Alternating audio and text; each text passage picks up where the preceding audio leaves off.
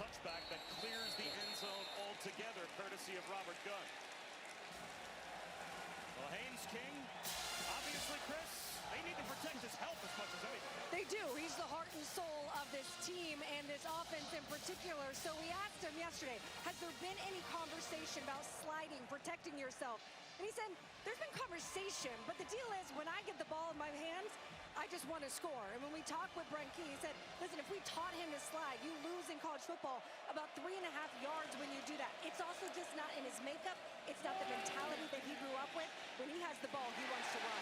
And he's got the ball on first down, and Isaiah Canyon's got his first catch for 9 yards in front of Ricardo Jones. A true old-school dual-threat quarterback. Louis, Dabo Sweeney told us Haynes King is Tim Tebow. He is a warrior, a willing warrior. He'll be on his all-Madden team if he had one. He is a problem, and he was certainly a problem a couple of weeks ago when Georgia Tech won on opening night in Boulder. And he breaks a tackle doing what Haynes King does. First down, Georgia Tech.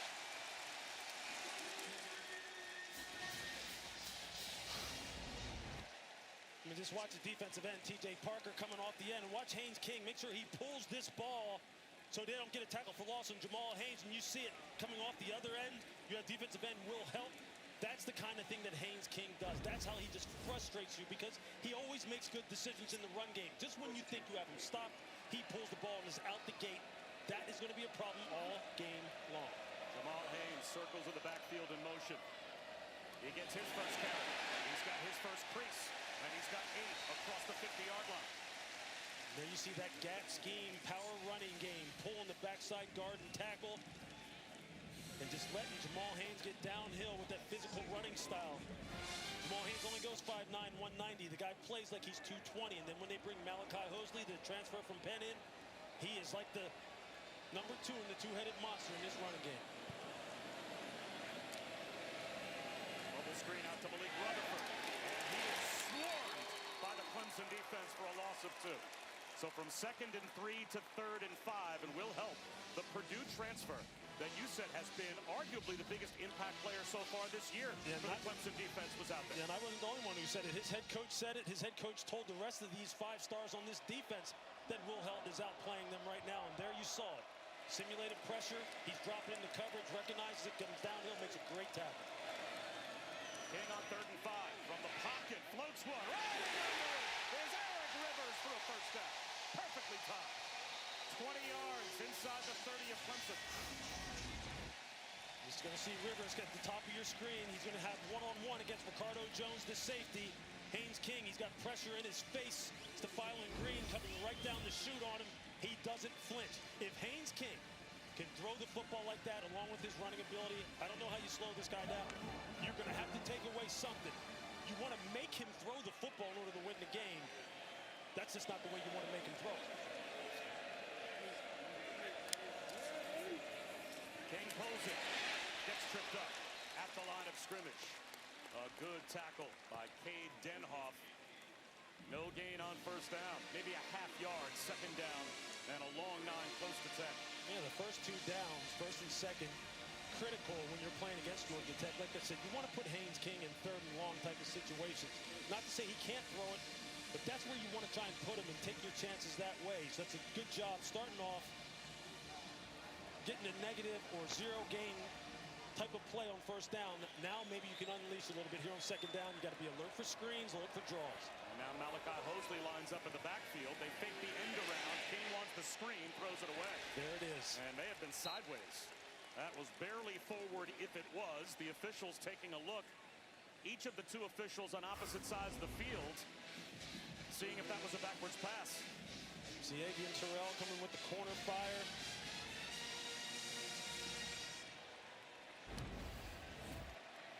Anticipating a screen of some kind, whether it be the tunnel screen, halfback wide screen. Now they're going to look at that.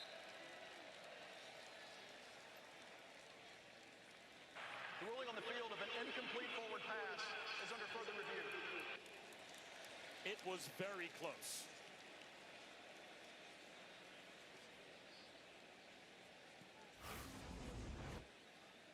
And we have an opportunity to listen in to the ACC Operations Center And we'll be able to eavesdrop from Charlotte on this replay review. Ruling on the field is an incomplete forward pass. So it rolls out of bounds. So it's touched. I'll go back a little bit for you here. I mean, it's Show the release of the ball. It's released here at the 42.5. You can see that, right? Yes. All right. So if we go forward, it's not touched. It just goes out of bounds. Where it's And it touched goes there. out of bounds. This is really tight. I think this is going to be upheld based off of Yeah. moving forward. So yeah, I would agree. I think if I can go to. Was that, Adam? I agree. That's about it, I think it's tight. I think from that angle, it's going to push it. Yep. And this is our best angle, so the ruling on the field will be upheld. Yeah. All right, so after further review, the ruling on the field is upheld, and it should be 3rd down, and the clock's good. Correct. The clock is good. We're also going to be just outside the 30, position 2. Just outside the 30, position 2. Yes. Yes. Just outside the 30, position 2. Correct. Okay. Thank you very much. Okay.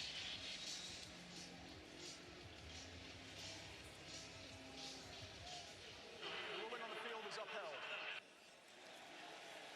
Such wonderful access. A peek behind the curtain. Jerry McGinn, our referee expert. Explain as well position 2 for the fans that might not understand that. So position 2 is the upright, the near upright. Position number 1 is the near hash, and they'll place the ball previous spot, the near upright. That was a good call by replay. Leave it stand. 8th play of the drive coming. And it does remain 3rd down and 9. Clemson shows an all-out blitz. 4-man rush. Screen out to the edge. Canyon makes the kick. Shakes and bakes. Breaks a tackle. Into the red zone. First down. Isaiah Canyon looks the part, and they reacted the part. As you can see, Isaiah Canyon at the top of your screen. This kid is an absolute stud.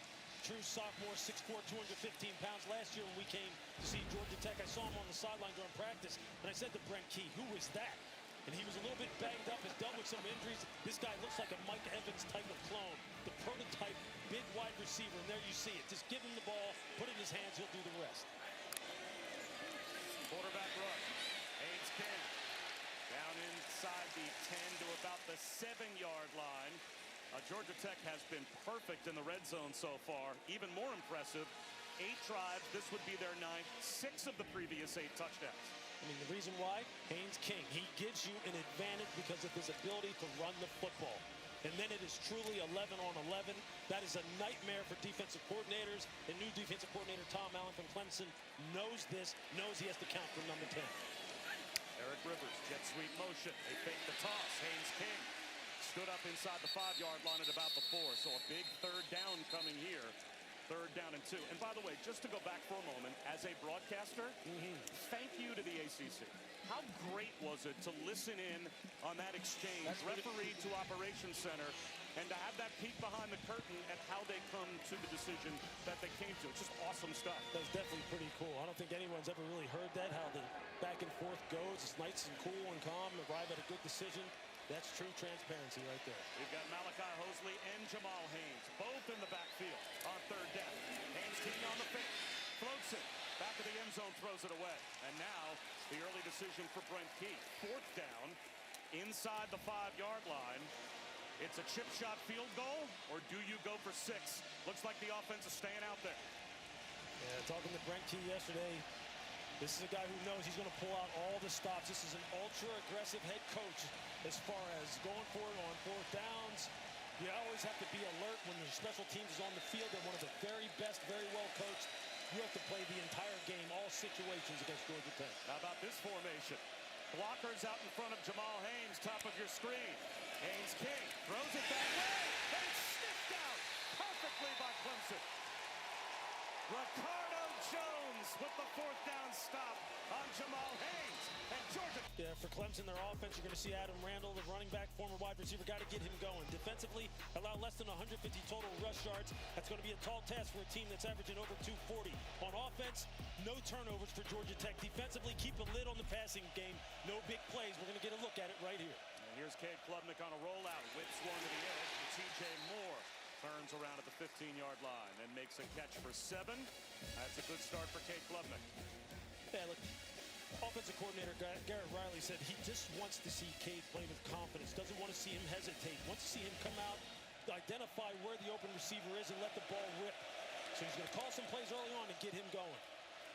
And off, tackled at the line of scrimmage was Adam Randall. Actually fell ahead for a yard. 3rd down and 2. Good tackle by Rodney Shelley. Keep an eye on these Georgia Tech safeties, so active in the run game. That time, Clayton Powell-Lee coming downhill, making a nice tackle. And now here we are with their first 3rd down situation in short. Clemson has struggled on 3rd down so far this season. This is a favorable situation. But look for defensive coordinator Blake Gideon to go ahead and give you a little bit of insight as to how he sees this game playing out, whether he goes with rush or coverage. They'll run it with Randall. And he gets very close, if not to the line to gain. And they're going to give him a 1st down without measurement. Andre Fuller, a waist-high tackle, but strength from Adam Randall. The converted wide receiver moved to running back by Dabo Swinney after the ACC championship game last year. Got a chance to take a look at Adam Randall in pregame, 6'2", 235 pounds. I'm telling you, Bob, the guy is just absolutely put together. And he had a heck of a second half last week against Troy. Got their offense on track.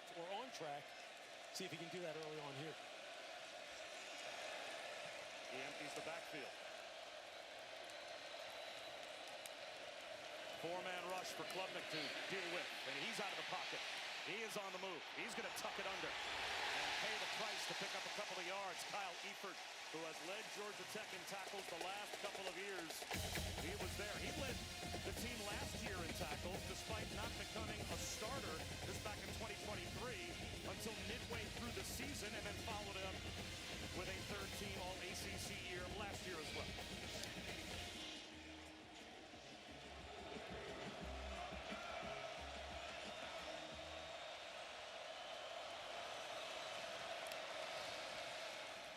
Randall, nice fake by Klubnik. And it's Georgia Tech on the takeaway. Omar Daniels knocked it out.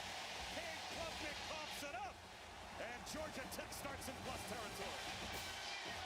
Zach Toby with the recovery. And this is a nice job by Cade of making the decision to pull the football. But then when he gets out on the perimeter, just watch the safety Omar Daniels come downhill. Now you got to protect the football. You got to make sure that you're securing it. He hits him in the thigh, but Cade loses it as he's going to the ground. I mean, that's a tough hit in the open field. Here you get a closer look at it in slow-mo. You see he hits him on the elbow.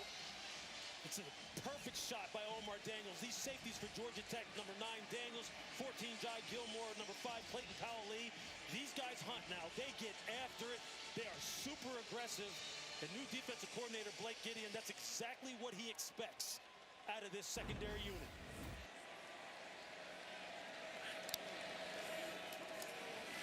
Goes to work. And he gets driven back after a gain of 4. Giveaways and takeaways, that was the story of the first 2 weeks for Georgia Tech.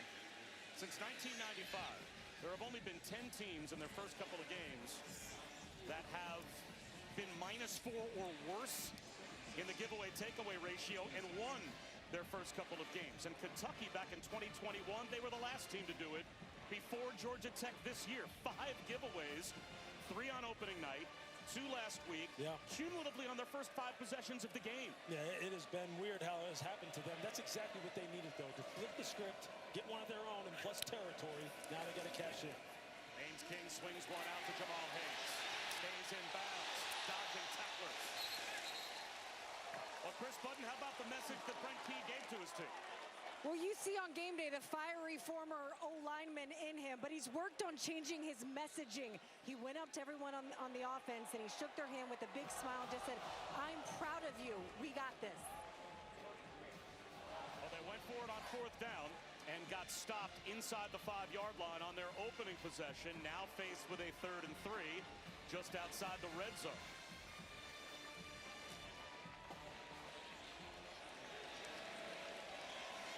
6'4" target, Isaiah Canyon. He is all the way to the top of your screen, widest to the outside right. Haynes King rolls in that direction, flips it high and incomplete. He missed Malachi Hosley, who was open. Now it's 4th down and 3, and this time it looks like Brent Key is going to opt for points. He has Hosley just leaking out into the flat.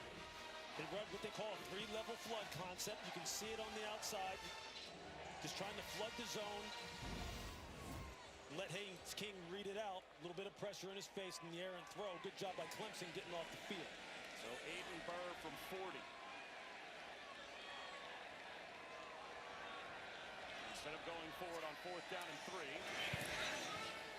they'll try to get points. And Aiden Burr gets them those 3 points.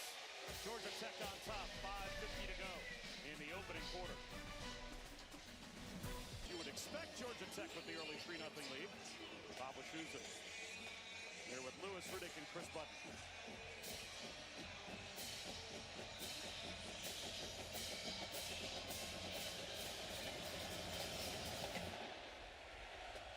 His kick returnable for Adam Randall from the 2. And he's popped right about at the 20-yard line as we bring you today's impact players, brought to you by Mattress Firm. No question, Cade Klubnik has to be a guy who steps up for Clemson. He's got to make amends for putting the ball on the ground. Linebacker Wade Woodaz, just a treat to talk to. One of the captains, one of the leaders on the defensive side of the ball. We all know Haynes King. He's going to play a big role with his legs, but he's going to have to throw that football a little bit. Keep an eye on number 2, E.J. Lightsey. This is his second series on the football field. Defensive coordinator Blake Gideon says that Lightsey has NFL written all over him. He's got the height, weight, speed. He's going to be counted on to make plays today. And Blake Gideon said the best pro prospect we have is E.J. Lightsey. How much did that surprise you to hear him say that? It did a little bit. You know, I didn't see him making the kind of impact plays that he thinks he can make, but here's another shot for him. Quarterback draw for Klubnik. He didn't shy away. Picked up 4 yards to the 25-yard line. You just see how Georgia Tech, this defense, you will see 11 white helmets to the football every single play. They play with fury and passion. They run to the football, their strength in numbers. Something Clemson's going to have to contend with all afternoon. Omar Daniels with that last hit on Klubnik. Of course, he forced the fumble. That gave Georgia Tech the short field, but a good job by the Clemson defense to get a stop. Blitz off the edge. Clemson tried to throw behind it and it's broken up. Amari Harvey knocked it away. Our first chance to check in with Matt Barry. Big game, Bob. Good afternoon. I've got your Subway fresh play of the day. Big week for Alabama. Really their first test since week 1 against Florida State. They go for it, 4th and goal. Jeremy Bernard takes it to the pylon this after interception. So Alabama up early, 7-0. That's the early statement that Alabama needed to make. Going for it on 4th down for a team that you know right now their fan base is very nervous every week watching the Tide. 3rd down and 6 for Clemson here. Klubnik. Long throw. Nice move by Bryant Wesco. And he picks up the 1st down. And there is Lightsey running over to make the tackle, but still 7 yards. Bryant Wesco is the guy right now with Antonio Williams being out. Cade Klubnik says he can run every route. So explosive out of the break, he'll play a prominent role. Quarterback run again, and a slide this time for Klubnik. I'm not surprised to see Clemson and offensive coordinator Garrett Riley let Klubnik put the ball in his hands again, even though he put it on the ground. Said he likes to get him going with runs. Cade likes that kind of thing, wants to feel the physicality of the game to settle in. This is a nice response here in their second drive.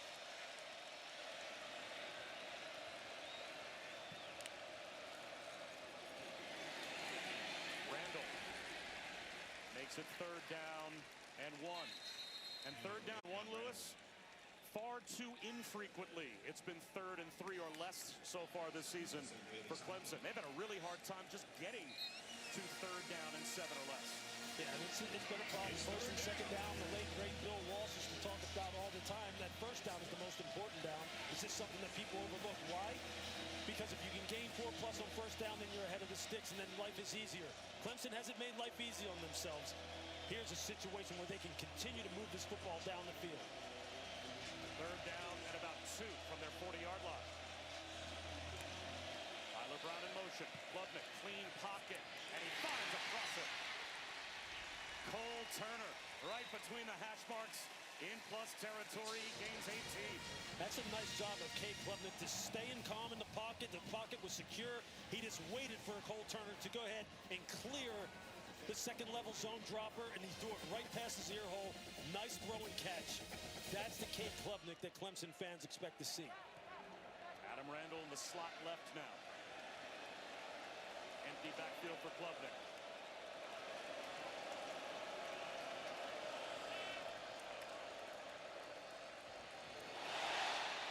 A little mistake at the mesh point.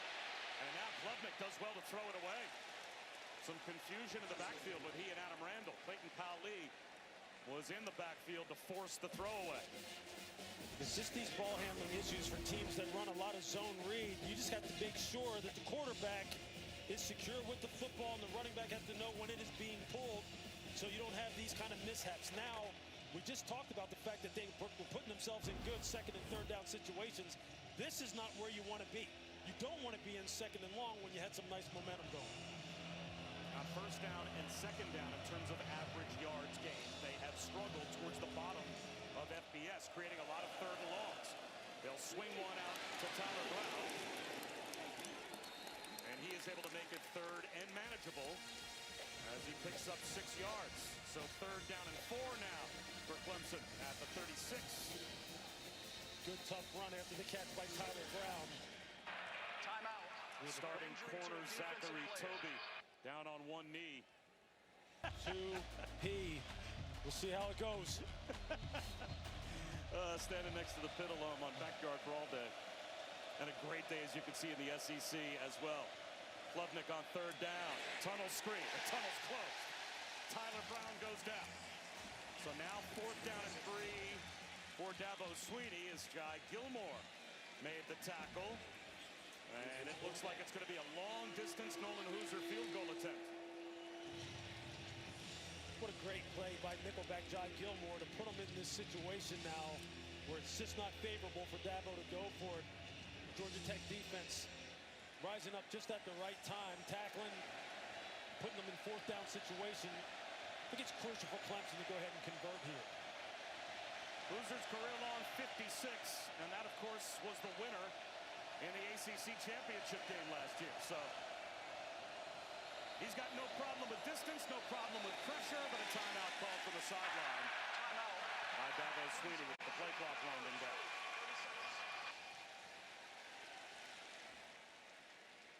How about taking a look at the playoff percentages this early in the season? This came in our notes, the All-State playoff predictor. To me, this was highbrow raising. Right now, our All-State playoff predictor before today's game has Georgia Tech with a 3% better chance to make the 12-team playoff than Clemson. Look, I think as Georgia Tech continues to play this season, and as this game goes on in particular, you're going to see why there's a lot of optimism surrounding this program and this football team. And for Clemson, look, I think it's been the recent story about Clemson.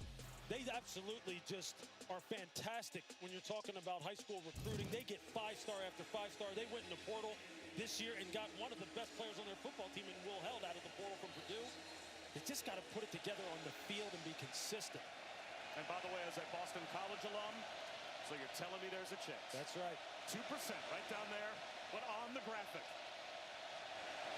Hoosier has the distance, does not have the direction. Great field position now for Georgia Tech. Off the Nolan Hoosier miss from 52. Special teams has been a big part, as you see Dabo Swinney right there encourages his special teams unit coming off the field. You're talking about special teams. No team does it better than Georgia Tech. They put pressure on you in every single phase. And there you see it going significantly wide right. Now, as you said, Bob, setting them up with good field position on their own 35. Back in 2023, the preseason media poll picked Georgia Tech to finish 12th in the ACC. Last year, they were picked to finish 10th out of 17 teams. They finished 4th both years. This year, they're picked in the top 4. And here's Haynes King. Slant right, caught. Canyon, first down, dragging tacklers. He won't go down. Across midfield before he's finally wrestled to the turf. 16 more yards. I'm telling you, this young man is a problem. He is the ideal X or Z receiver, meaning that outside lane receiver that you look for. And there you see why. He's just a big calming presence for a quarterback. You know he can get yards after the catch. Great hands.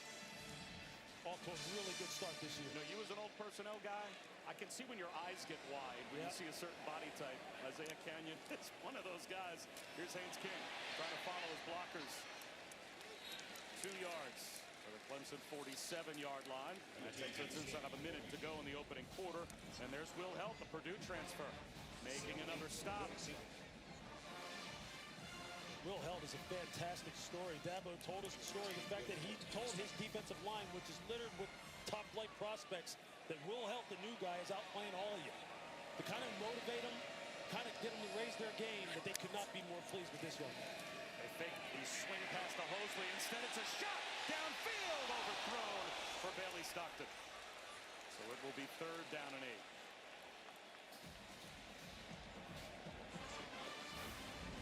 He had Bailey Stockton wide open. You're going to see him at the top of the screen. Safety just gets caught short looking at the number 3 receiver. And that is Ricardo Jones. Taking a look at the quarterback, not understanding where all his threats are coming from. They missed a big opportunity there. Blitz coming. Another one-on-one. This one drops right down the chimney. 1st and goal. Haynes King. Right into the hands of Eric Rivers. Down to the 5-yard line.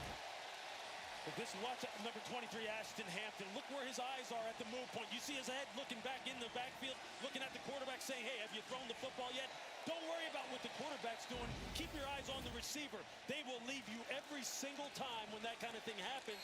Right now, Clemson just hurting themselves and Georgia Tech taking advantage of it. Eric Rivers. What do you need on this drive to keep it a 1-score game? Well, we just need to try to find a way to win the goal line situation. We won one already. Nice play on the double move. You know, unfortunate. Hey, we had the turnover. That's the difference right now. And then we missed the field goal, and then they had the big play. So we just got to win this series right here and keep going. Keep playing. Get down there. Can they stop Haynes? They cannot. They didn't get the stop Dabo Swinney said they had to get. Jamal Haynes into the end zone to extend the Georgia Tech lead.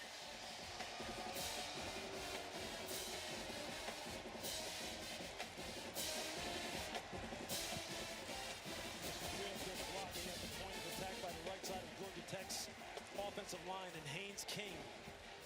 Wait till you see his ball handling. It was perfect. Absolutely perfect. Put the defensive end, Will Helt, in a bind. And they got 6 on the board. It's funny, he and Jamal Haynes fumbled at the mesh point to start the game against Colorado on opening night. And I asked Haynes King yesterday, how many times have the 2 of you run a play like that? And he said, I don't know, a million. It just, the ball just popped out.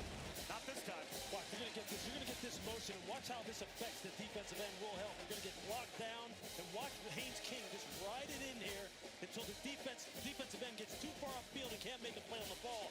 But watch, here comes the motion. Will Helt has to go around it, puts him too high. He can't maintain leverage on Haynes King. Haynes just kind of takes a step forward, hands it off to Jamal. You see the blocking at the point of attack, just dominant by the right side of Georgia Tech's offensive line. Malachi Carney, the transfer from South Alabama at right tackle. Keelan Rutledge, the left guard. And Brett Key, this is the start he was looking for. That gritty, tough football team that he said is built for moments like this. We're no longer the underdog. And just look at them. Off to a 10-0 start, and this crowd is into it. Yep, said exactly that. We've played up being underdogs for 2 years, but he told the team before the season, there is a reason everybody loves the underdog, because they always lose, right? You love the team that's the lovable loser, so we're not losing anymore, so we're not underdogs anymore, and they expect in this league to win these games. As we check again with Matt Barry. Gentlemen, thank you. You're talking about statement made like Georgia Tech's doing right now. E.J. Manuel, how about this throw from Ty Simpson to Jeremy Bernard, his 2nd touchdown of the day? Excellent throw, Matt. Scanning the field, putting it right on the number for Jeremy Bernard. He takes the rest away for 6. 14-0 tied. And remember, Biff Poggi, the interim coach, Sharon Morris is serving his suspension. Not sure it was going to matter against Central Michigan, but Bryce Underwood, he's talented.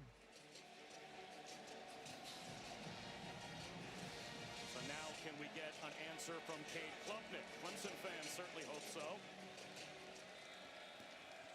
The freshman, David Ezeomume, makes his first appearance at tailback to the left of Klubnik. Klubnik Sets up shot. Floats one up the seam. High throw and incomplete. Pulling off at the last second as well, Omar Daniels. He had Cole Turner lined up and held back to make sure there was not an illegal hit in the secondary. You know, we just saw Ty Simpson highlight for Alabama. And there's a parallel between Klubnik and Simpson. Clemson was recruiting Ty Simpson. And Klubnik, that was the kind of the barricade for Klubnik to potentially end up becoming the quarterback at Clemson. When Ty Simpson chose Alabama, that freed up the spot. And Dabo Swinney said Kate Klubnik was his first call. He's in trouble here. But follows the block of Tyler Brown and gets a few yards up the near sideline. Braden Manley pushed him out of the pocket. They just continue to do a nice job, Georgia Tech's defense, of taking away immediate threats, making Cade hold the football, although he had a shot for Cole Turner for a big play down the middle, down the seam. They just airmailed it. Now here, a 3rd and long situation again, 3rd and 6. Let's see what Blake Gideon does. He hasn't set too much pressure, maybe a few simulated pressures, but he's chosen to play coverage and try and lock down these receivers on the outside. Crosser. Catch made by Wesco, but he goes nowhere. That zone defense for Georgia Tech was just waiting for Wesco. This is just great vision by the second-level defenders. They're just playing a prototype day 1 install cover 2 defense. Vision on the quarterback, good pattern matches, ball's thrown, you run to the rock, and you put your hat on it and tackle them. It's just textbook defense on the part of Georgia Tech. Cayman Spalding, Kelvin Hill, right in the heart of that defense for Georgia Tech. And after the Georgia Tech touchdown, it's a 3-and-out. And Stockton, the return man. Late fair catch signal, runs under it and saves some yardage with a risk-taking diving catch at his own 29-yard line.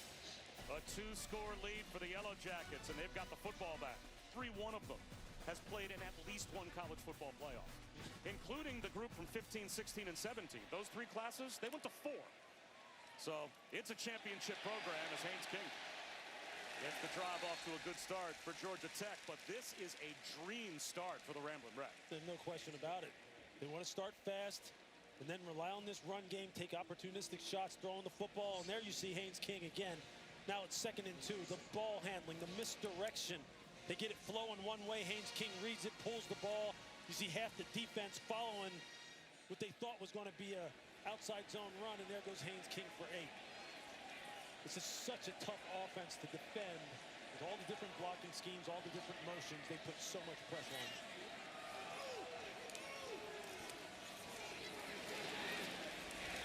It's a first down carry. Jaheim Lawson brought down Malachi Mosley. How about the Penn transfer?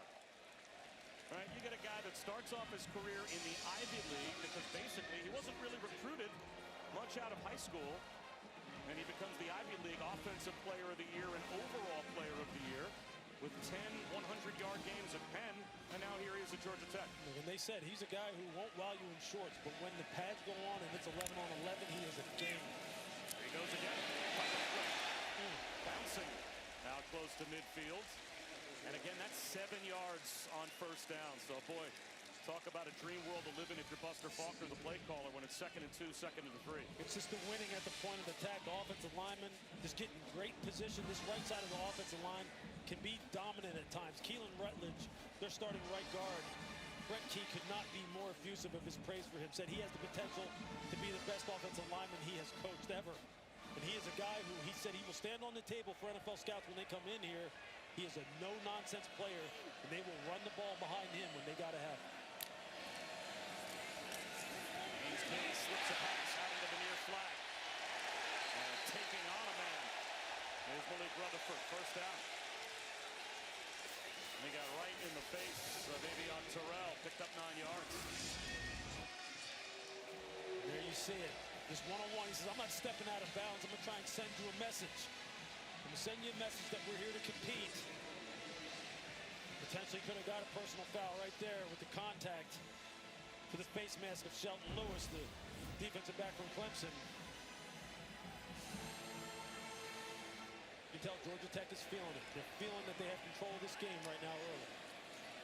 Jamal Haynes stood up and driven back by Wade Woodash.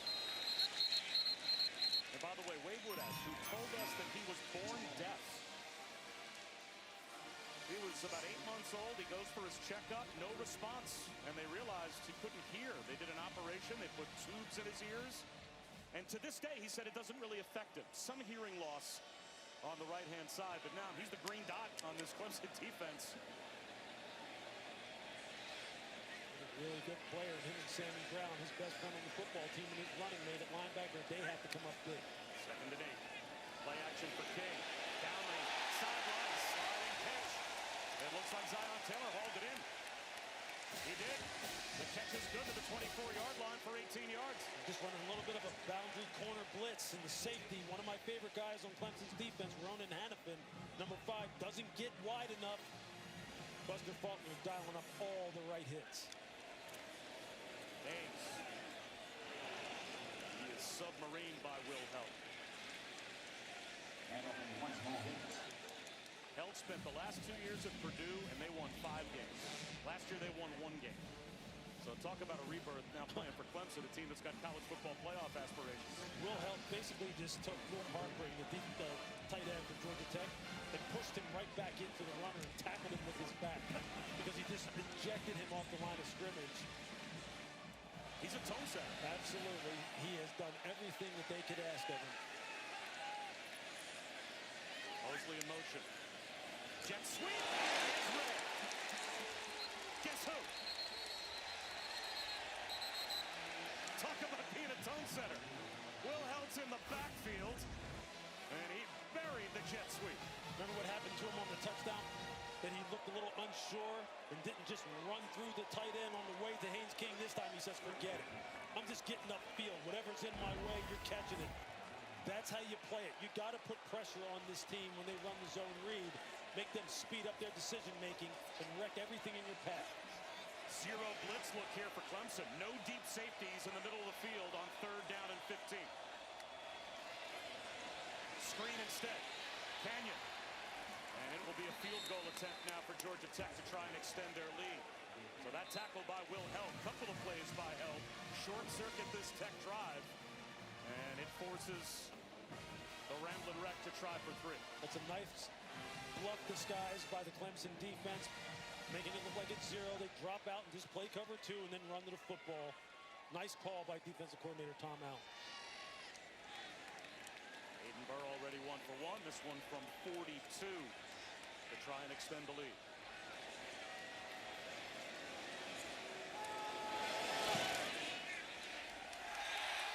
Sneaks it inside the left upright.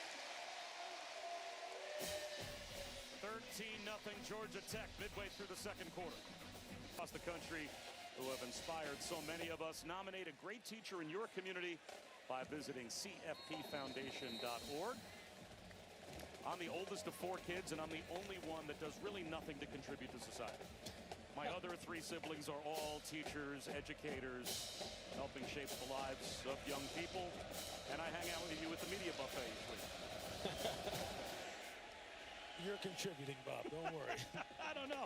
Let's check in again with Matt. Bob, how dare you? Your voice every Saturday does something for society. Our AT&T Multiview keeping fans connected. A look at a busy noon window around the networks. Alabama making that statement we talked about. How about Virginia and Oklahoma just walloping Temple? Bob, you make people smile. Don't be so hard on yourself. Even Lewis agrees. I haunt people. 1st and 10 Clemson at their own 25-yard line, down by a couple of scores.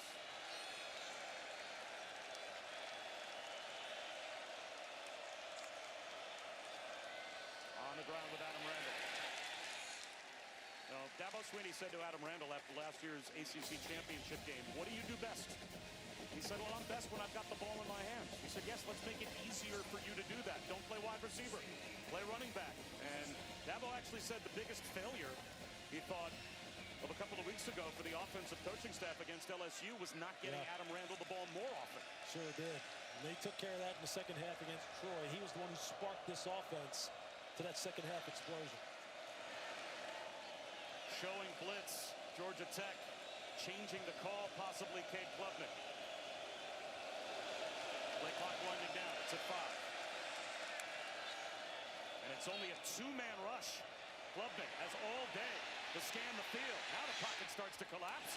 And eventually, scanning the field works. TJ Moore came free and picks up a first down. Talk about playing coverage. That was coverage to the extreme. Well, Blake Gideon, the defensive coordinator, just trying to change up the looks on Cade. Just trying to give him more stuff to think about. Again, keep the lid on the defense, as he says, building a roof on the defense. They don't want to give up any big plays down the field. Make Clemson have to earn it.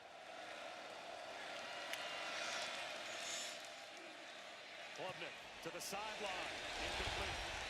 Losing his footing, trying to come back to the ball was TJ Moore, and it looks like a flag was thrown back in the offensive backfield. Daquan White was there in coverage, but this is not pass interference. This is behind center. You're going to see Daquan White. He makes contact early. Now they got Harris Sewell at left guard for a hold. Yeah, you're going to see Sewell. You're going to see Harris Sewell just trying to give help to his tackle as the left tackle, number 50, Colin Sadler, starts to lose his rush responsibility. The nice inside pass rush move by the freshman Andre Fuller, 91. You see Brent Key saying, take them back. They have got some guys that can rush the passer on the outside now. They still need to do some work on their defensive tackles, but here, long yardage situation. Quarterback draw. Klubnik lost his footing. Just slipped and fell. Now remember, Cade Klubnik is missing his left tackle. Tristan Lee not healthy today. Arguably missing his best wide receiver in Antonio Williams as well. So that forces Colin Sadler, the normal guard, to kick out Harris Sewell to play. That cost him 10 yards, and now he loses his footing, and it is second and forever.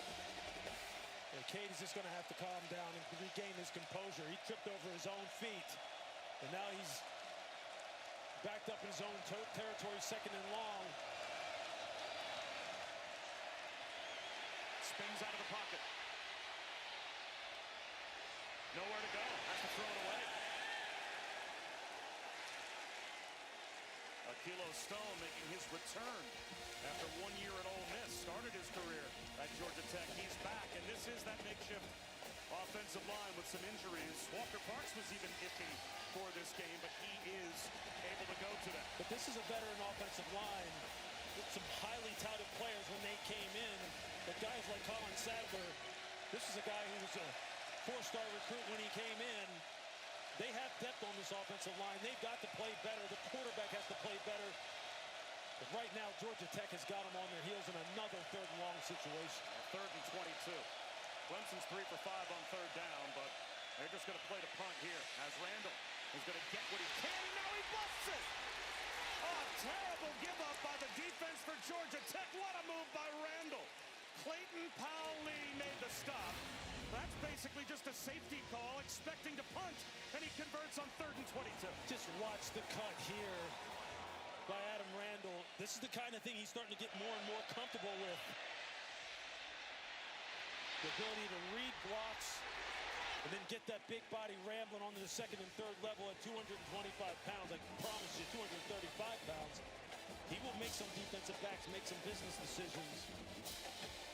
Cade Klubnik just paved the way for Randall to pick up 8 more. That's really even as great a move as Randall made. That's a play call. Well, guys, let's just protect the ball on third and 22 to punt. Right. And just a tremendous individual effort to turn it into a first down. Yeah, nice blocking up front by this offensive line again. They are missing some players, but these are highly touted players still that are left on this Clemson offensive line that have a lot of experience. They've got to perform. Quarterback run, breaking a tackle is Klubnik. Fought his way back to the line of scrimmage. Did well to not lose any yardage. Amonte Bradford was in the backfield. And it looks like it's going to get him a first down back at the 36-yard line. It was enough. Let's see if that run by Adam Randall sparks this offense and kind of wakes them up. Maybe they start trying to utilize the run game, whether it's between Randall and Cade Klubnik on some quarterback design runs. They to get some of these young players, Gideon Davidson, get them all involved, and trying to establish some rhythm. Play action. Lovnick chokes it down and runs. He will cruise out of bounds, picks up 6 yards. Guy Gilmore forced him out. Nice decision by Klubnik to pull it down, identifies an escape path, pick up positive yardage. Don't put the ball in harm's way, especially now. Ball security, making sure that you come out of this drive with points is paramount.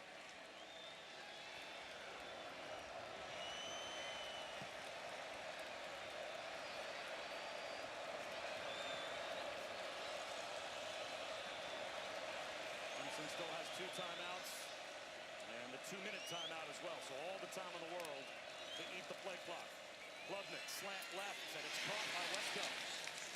And that's good enough for a first down to the 24-yard line. Antonio Williams out because of his hamstring injury. Brian Wesco becomes option number 1. He's going to be the go-to in all crucial situations. Up tempo, Klubnik spins out, buys time. He's going to throw one through the left corner of the end zone and throws it away. E.J. Lightsey put the pressure on. Josh Sapp was the closest Clemson player to the football. Second down and 10 with 2:35 to go in the half. Clemson trying to fake the wide receiver screen to Wesco. Trying to get Josh Sapp down the sideline. Georgia Tech does not bite. Real good discipline, second and 10. Again, for Cade, it's about decision making here. Get that ball out of your hands quickly. Make sure you read out the defense properly. For Georgia Tech, got to get some pressure on him. Got to get him down, see if they can create a negative play. Gideon Davidson bouncing off some tacklers into the red zone. And that might take us to the 2-minute timeout. We'll see if Clemson tries to snap the ball again before the 2 minutes. The last time Clemson played at this stadium, 2020, they won 73-7. It was the largest margin of victory ever in an ACC game. Trevor Lawrence had 5 touchdown passes in that game. Talk about a different story 5 years later. Hard count, and we'll go to the 2-minute timeout. Tigers trying to get on the board. The Yellow Jackets at the 2-minute timeout with us in. They're off to a terrific start, the 13-0 lead. Haynes King picking up where he left off in Colorado. Jamal Haynes with a touchdown.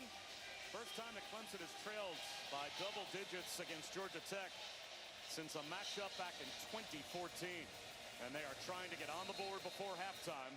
Still 2 timeouts, 2 minutes on the clock, but Lewis, a big third down here. Yeah, this is huge. Clemson ideally obviously wants to try and get 6. Who are they going to go to? Bryant Wesco Jr., he's the go-to guy, number 12 at the bottom of the screen. He's in the slot left. Klubnik looks that way. Throws. There's Wesco at the 5. He's reaching the ball out. An ankle tackle at about the 4-yard line to make it first and goal. He's awful lucky. Awful lucky. Kyle Eford, the linebacker, came and put his shoulder right on the ball. He almost lost it. You see him, he's just going to run this square in. Does a nice job of securing the football. And here comes Kyle Eford. That flash out of the corner of the screen. He put his shoulder pad right on the ball. Almost knocked it out of there. That's a great pickup, though, for Clemson on that third down. Clemson in no rush. Why would they be? And now a timeout's called. Timeout. Georgia Tech. Georgia Tech calls timeout. 30 seconds. Well, Ian Shefflin back on the sideline. He's the 6'7" basketball player for the last 4 years. Out there for that last snap. And then Brent Key called timeout. So the chess match. And now Shefflin on the sideline. First and goal. They'll run it with Randall. And let's see if another timeout's called by Brent Key. I would think he'd save time for his offense if he could, whether Clemson scores or not, and he does. There's second. 30 seconds. So Brent Key is trying to preserve some time for his offense before halftime. Clemson trying to get on the board. And look, we talked about it at the start, Lewis. This is not a fluke. No. Right? The last 7 times under Brent Key that Georgia Tech has played a ranked opponent in this league, they've won 6 of the 7. Yeah, that's because they play the game the right way. They try to control the line of scrimmage. They have a absolutely multi-dimensional rushing attack. And here's the thing, Haynes King, you see the way he's throwing the football? If he's throwing the football like that, they're just so difficult to contend with. And they feel as though their offense is obviously the strength of the unit this year and that they're going to put up points. And so that way, look, if you're Clemson, you have to maximize every opportunity as far as when you get down here in scoring position. They got to figure out a way to come away with 6. Well, Dabo Swinney's teams have always been really good. Last 4 minutes, first 4 minutes, they have that chance. Remember, they deferred after winning the toss. So Clemson will start the second half with the football as well. Maybe a chance to string together back-to-back scores. The 14th play of this drive. Randall dives. Did he get there? At the half-yard line, it looks like he stopped. And another timeout, the final timeout, called by Georgia Tech.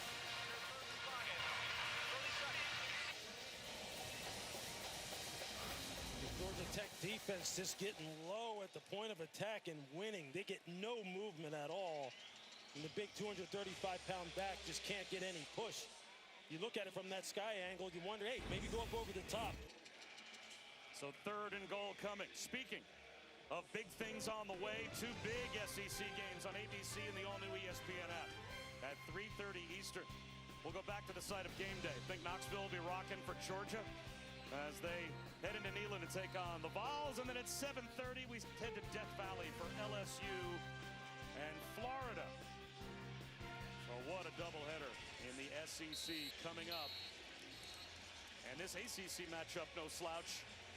As Clemson trying to get on the board before halftime. They still have 2 timeouts left, so they have the full playbook at their disposal as well. 3rd down and goal. You see Dabo Swinney in that huddle on the sideline. He looked specifically at his offensive line and told him, let's go. We got a 235-pound running back, and we basically have got a foot to go. Maybe a push for Klubnik at the goal line. Is he in? He got the shove from behind from Randall. No signal from either official. I don't think he got there, Bob. It's going to be 4th and goal. They tried the tush push, and Georgia Tech shut the door. 4th down and goal inside the 1.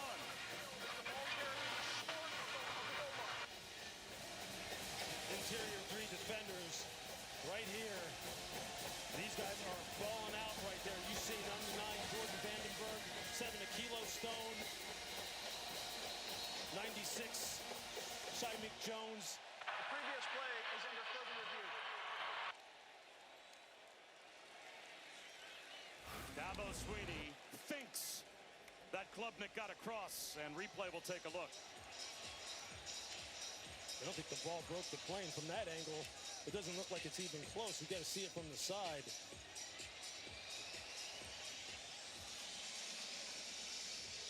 Again, collaborative replay with the ACC Operations Center. They're allowing us to listen in. Adam. Hello? Adam, you there? Replay, can you hear me? Yes, I got you loud and clear. Can you hear me? Yes, ruling on the field is short of the goal line. Okay, I'm showing you the near cart. You can see that the runner has the ball right there in his right arm. Yes. There's his helmet getting lost in the pack. Yes. Right? You never see the ball cross the line of scrimmage or the goal line. Agreed. You see his helmet? That's the best shot we got. We don't have anything else from replay or from production at this moment. The ruling on the field So is the upheld. ruling on the field is going to be upheld. All right, what do we need to do with the clock? The clock is in a good place. All right, so we're going to go, because we're going to start it back. 25 seconds on the play clock, and it's going to be hot. Yep, and you're going to be just short of the goal line, too, on that ball. All right, so the clock currently reads 59 seconds, 25 seconds on the play clock. Ruling on the field is upheld, and the clock's going to start on the ready, correct? Yes. Yes. Okay, thank you. Thank you. Yeah, I don't know why the clock. As good as it gets. That's so good. Just a great peek behind the curtain, and now you'll get the official announcement, which, of course, After you'll further know. review, ruling on the field is upheld. It's 4th down.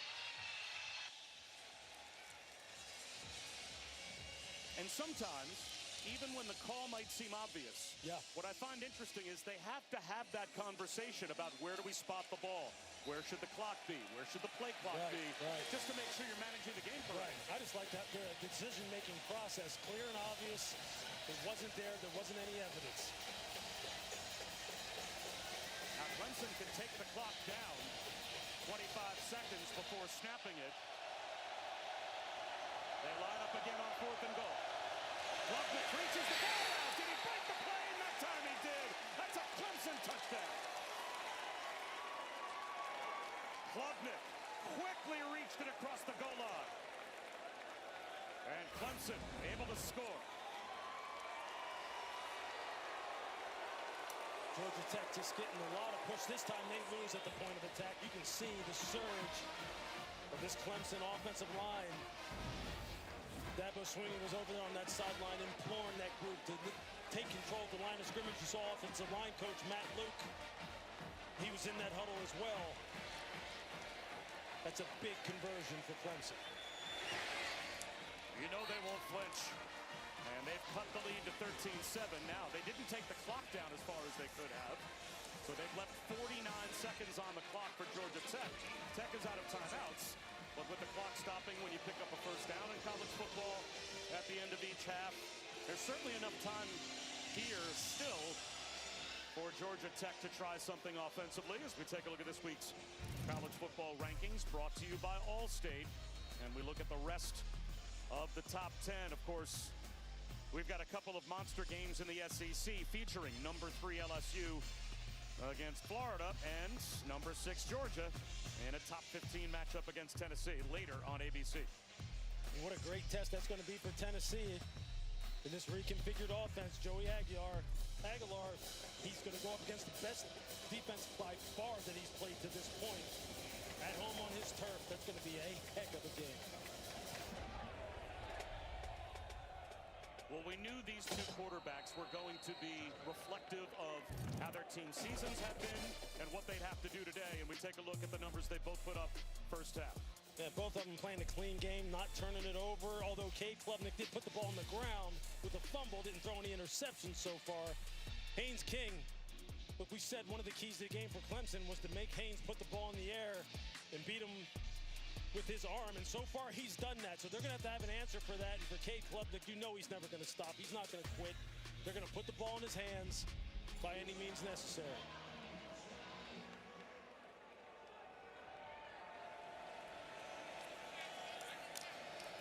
Straight quarterback run. And Haynes King spun down behind the line of scrimmage. DeMonte Capehart stopped him right at the 25-yard line. And now it might be more of a conservative end of the half for Georgia Tech after picking up nothing on first half. Yeah, I think if you're Brent Key, you're just going to go in content with the lead, make some adjustments, tell your football team that you played a heck of a first half. You have battled the number 12 team in the country. They'll run it with Jamal Haynes. And that should take us to the halftime break. It's a 6-point lead for Georgia Tech at the break. 13-7 lead, but Clemson scored just before halftime to make this a one-score game. And going all the way back to 2015, the only team that has outscored their opponents more often and been better. The last 4 minutes of the first half and the first 4 minutes of the second half, Alabama. Clemson's the second best team in college football since 2015 in that category, and they are about to start the third quarter with the ball after ending the first half with a touchdown as Randall is back deep to receive the kick from Burr.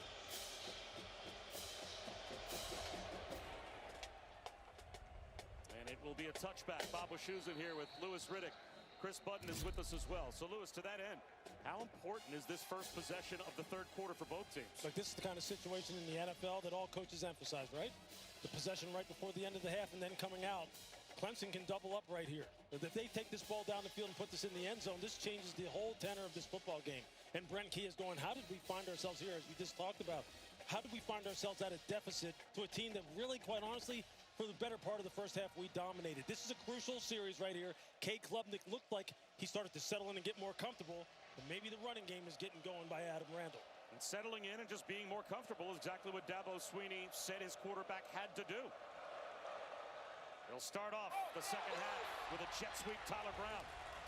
He's got a first down. Let's check in with Chris. Dabo Swinney's emphasis this second half was we have to win the turnover battle. That has been the difference in this ball game so far, the one turnover and the missed field goal. He said other than that, we both had an explosive play. Things are fairly even. In regards to being able to have those second half comebacks, he has a lot of belief in his quarterback, what he was able to do last week down 16-0, has a lot of belief that he can do the same today. And Adam Randall again off to a good start. And I'm not sure, Lewis, I look at that 3rd and 22 run by Adam Randall that kept the drive alive for Clemson in the first half. That's a turnover. Yeah. It doesn't go down in the box score as a turnover, but you're running the ball on 3rd and 22 to try to give the other team the ball back, basically. Yeah, you sure are. And just to kind of limit the damage that maybe you can do to yourself if you ran some kind of riskier play. But just like last week against Troy. Down and out to Wesco for a first down. First 2 plays of the second half, who they hand the ball to. They hand it to Adam Randall, the big 235-pounder. It's the same script as a week ago. And it's something like, as you said earlier in the broadcast, Dabo was very much so disappointed that they didn't give him more touches against LSU in week 1. They're not going to make that mistake again. They're going to go to their guys. Brian Wesco so far, he gets a catch. I think you're going to see a lot of Adam Randall, number 8. First down at the 45-yard line of Tech. Klubnik on a keeper. And he goes nose to nose and picks up 3. Zachary Toby made the stop. It was Dabo that said we did a terrible job as coaches in the LSU game with Adam Randall only getting 1 touch after halftime. He is too good, too valuable. We have to make sure that we keep him involved the whole game. I mean, this is development on the fly with Adam Randall, the former wide receiver. He needs the touches at game speed in order to hone in his instincts. Klubnik looks downfield, floats one up the seam, and it is hauled in by the tight end Josh Sapp. Perfect touch throw from Klubnik in between the coverage. And Josh Sapp's got a first down to the 11. You see Josh Sapp just come off the line of scrimmage at maybe 3/4 speed, running that sail route right in behind the flat defender. You see he just lost it right over Clayton Powley's head. That's a great touch throw by Cade Klubnik. Really nice route by Josh Sapp. When Klubnik is at his best, you see the potential. What a throw. First and 10 at the 11.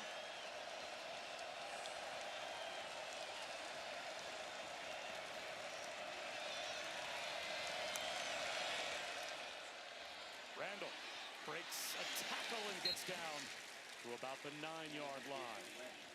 Picked up a couple. Couldn't quite slip free. There's E.J. Lightsey in on the tackle for Georgia Tech. And you better get a lot of hats to the ball in the 235-pounder. He's just getting more and more comfortable. If you take a look at Lightsey, he had to help his guy out, Clayton Powley, who almost got run over. 11 hats to the football. That's how Georgia Tech plays. They need to stiffen up here and hold this one to 3 because Clemson's on the move. Klubnik, zone read, wants the slam, and it was intercepted! Picked off near side by Omar Daniels. Breaks a tackle, now he's brought down at midfield. Adam Randall might have saved the touchdown. Omar Daniels, a near pick 6. But Dabo Swinney said the takeaways had to go our way in the second half to start the first possession. They do not. You want to talk about an all-American style play? Watch Omar Daniels right here. Watch him read the eyes of Cade Klubnik and time his jump perfectly in the window of the slant.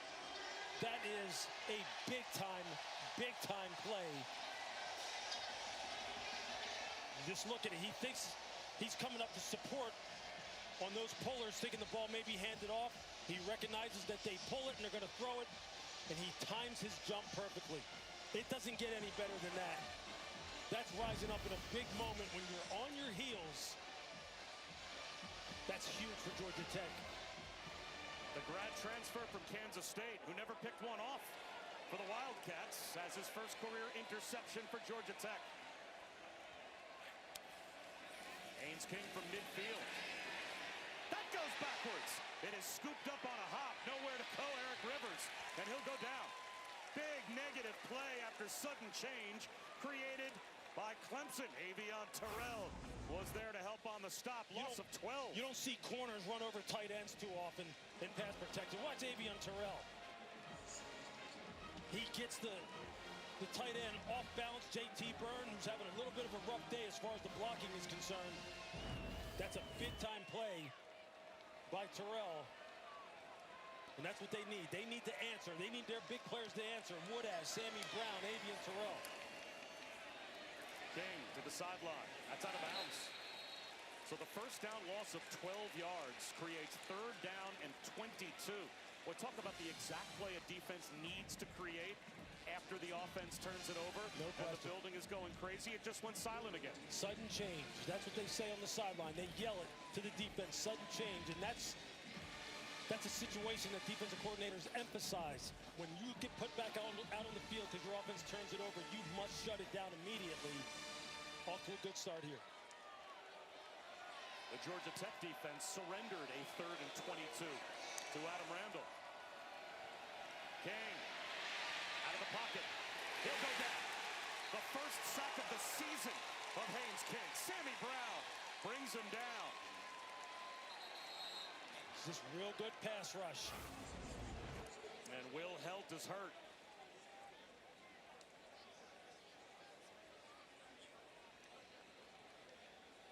You see Helt coming off the top of your screen. Sammy Brown with the big-time play. Argue come back to ESPN College Football, presented by Surf Pro. Bob Wischusen, Louis Riddick, and Chris Button. Will Helt able to walk off the field, so that was good news for the Clemson defense. And boy, what a job Clemson just did defensively. A 3 and out after the turnover. And now the punt. Wesco fields it on a hop. And stumbles a bit, but gets to the 25-yard line as we bring you our Aflac trivia question. Aflac. All right, Louis, we're going deep here. We're going to see if you have any shot at this one. August 29th at Colorado, Haynes King became the second FBS player to run for 140 yards, pass for 140 yards, and have 3 rushing touchdowns in a season opener. Who's the other player to do it since 2000? Yeah, we only have 25 years. Yeah, exactly. Just scan your memory bank of all openers.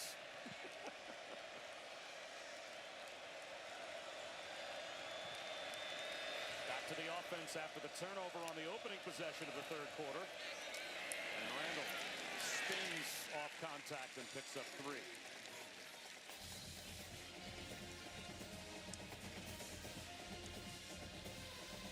Clemson, you just go back to work. They had a nice drive to start the second half, move the football down the field methodically. It's just a great play. Sometimes defenses, they just beat you on the play. Omar Daniels making a spectacular interception. But again, if you're Cade Klubnik, you got to stay level. Turn the ball over twice now there with the interception and the fumble, but just keep working at it. And if you're Georgia Tech, you got to come up with another shot. Continue to keep the pressure on Clemson's offense. They try to pressure Klubnik here. He stands in and delivers to Wesco. Catch and run down the sideline. Wesco stays in bounds. Touchdown.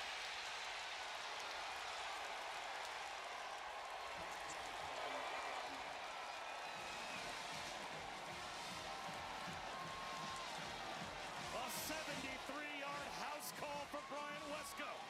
And boy, did Klubnik, knowing he was going to get clobbered, deliver a perfect strike. He's playing a little zone coverage. You're going to see Brian Wesco just run that intermediate crosser. You see the secondary for Georgia Tech trying to pass it off, trying to alert that he's coming over. No one picks him up on the second level, and then he just turns it upfield along the sideline. He is the big play guy. Without Antonio Williams, he's the go-to. And there you see why. And Clemson has the lead for the Clemson Tigers. Last week came back from 16-0 down, including a 90-minute weather delay against Troy. And Klubnik certainly responded. They scored the final 27 points of the game. And they have come from 2 touchdowns down today to take the lead. How about we answer our Aflac trivia question as well? Aflac. All Carlos will put you out of your misery. On August 29th, Haynes King became just the second FBS player since 2000 with 140 yards on the ground, through the air, and 3 rushing touchdowns in an opener. You have a guess as to who that other player might be? I'm just going to say Tebow. That's a good guess. That's probably the most logical guy to guess. Jalen Hurts. Makes sense. Same kind of threat. Let's see if Georgia Tech responds now. Not much on first down for Haynes King. Let's go to Chris. A frustrated offensive coaching staff for Georgia Tech. Their tight ends coach Nathan Brock looked at a bunch of players and said, held up an iPad, said there's nothing I can show you on here that you don't already know. We knew this was going to be physical. I need you to bow up. Let's see if they do here. Haynes King, batted ball at the line. The pocket collapsed, and King went down as well. That's an incomplete pass, as players are jumping on it without a whistle blowing, but now it's going to be 3rd down and long. And I think he bounced it off of the head of his right guard, Keelan Rutledge. You're going to see it right here. He hits him right in the face mask. As Rutledge is looking for work, trying to help out in pass protection. But this Clemson defensive front with all these former 5-stars and 4-stars, Peter Woods, 5-star TJ Parker, will help the transfer. They're starting to dial it up, and they're starting to cause some problems, especially when this run game isn't getting going. This is where they want Haynes King. This is where they think they can win. Blitz on 3rd down. Haynes King, one-on-one floater, incomplete. Bailey Stockton was wide open, and he just couldn't put it on him. It was there for Georgia Tech, but they'll have to punt. What a great route by Stockton. You're going to see him watch the inside release. He's right here. Watching them just leave the DB with that fake like he's going to the post and then breaking it back out on the corner route. That is a beautiful route. That's exactly how you draw it up. Can't get 2 hands up on it. But that is a textbook route. Just not able to connect. So the punt from Marshall Nichols. Wobbly kick. Wesco fields it. Gets to the sideline. And he is cut in half at about the 45-yard line. Flags everywhere. Well behind the play. Flags thrown all the way back at the line of scrimmage. You're going to the late hit, unnecessary roughness on Clemson. It may take them back. After the play, personal foul, unnecessary roughness, receiving team, number 0. 15-yard penalty, first down, timeout on the field. That's a big field position changing call. As we approach the midway 3 yards, the catch and run by Bryant Wesco on the last Clemson possession to give them the 14-13 advantage, and now they've got it back at their own 30-yard line, and all the momentum right now belongs to Clemson. Klubnik hit as he throws, incomplete. Blitz came off the edge, and Amari Harvey got home and affected Klubnik. It's a good thing he did, because the tight end was releasing scot-free down the seam. Josh Sapp, this was going to be a huge play, maybe a house call. Maybe a touchdown. That's a nice job of Amari Harvey affecting the throw just enough. Clemson may have had it dialed up another big play. Again, Georgia Tech shows blitz. The toss to the near side. A couple of yards at best for Randall. There's E.J. Lancey to make the stop. Clemson had 73 yards of total offense, Lewis, before the touchdown drive prior to halftime. They've got 217 yards on their last 3 possessions. So finally a chance here, 3rd down and 8. Maybe Georgia Tech can get a stop. Yeah, 7+, you see, 2 for 10 this season on 3rd down. Georgia Tech has to make that be 2 for 11.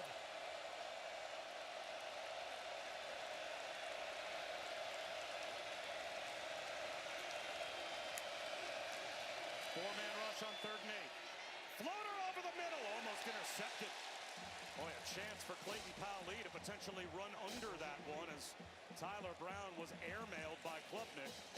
It'll be a 3-and-out for Clemson. Yeah, this is an interesting situation.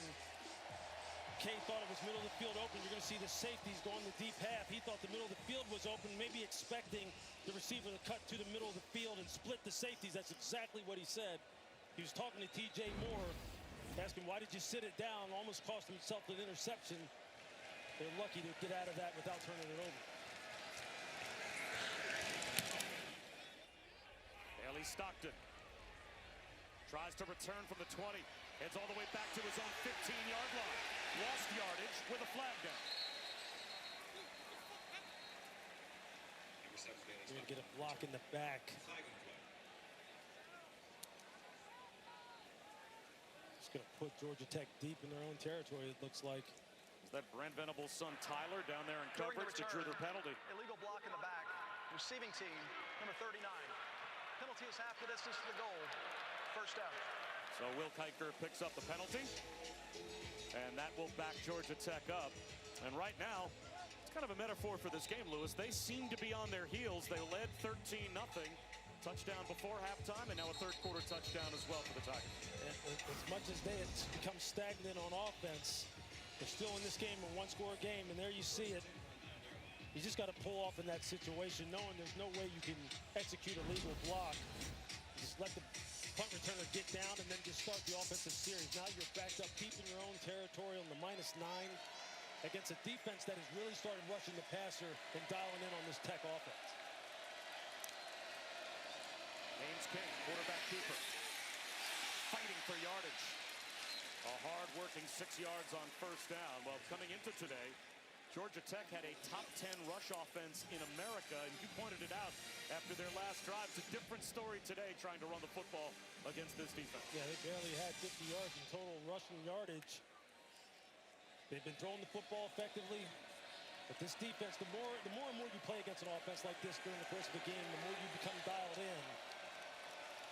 Georgia Tech's got to get something going. That's a good pickup on first down. Cutting upfield, Eric Rivers. He's got the first down.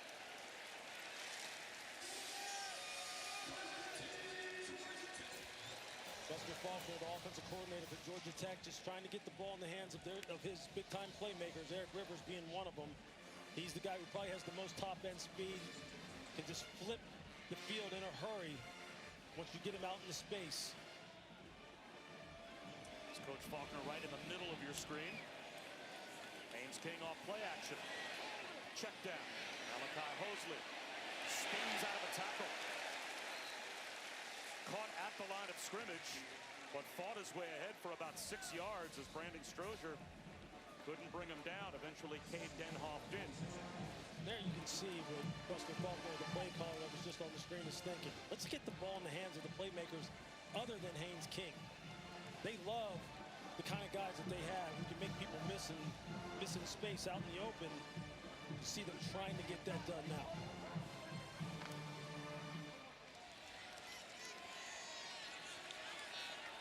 Second and 4, you'll take this all day long if you're Georgia Tech. Haynes King. Now it will be third down and 2. Jeremiah Alexander made the stop.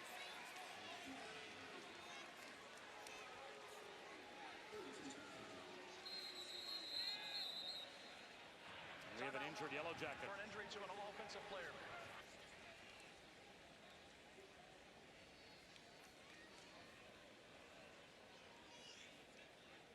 Let's take a look at our college football headlines presented by Twisted Tea. Again, we've got the rivalry game between Pitt and West Virginia coming up next here on ESPN.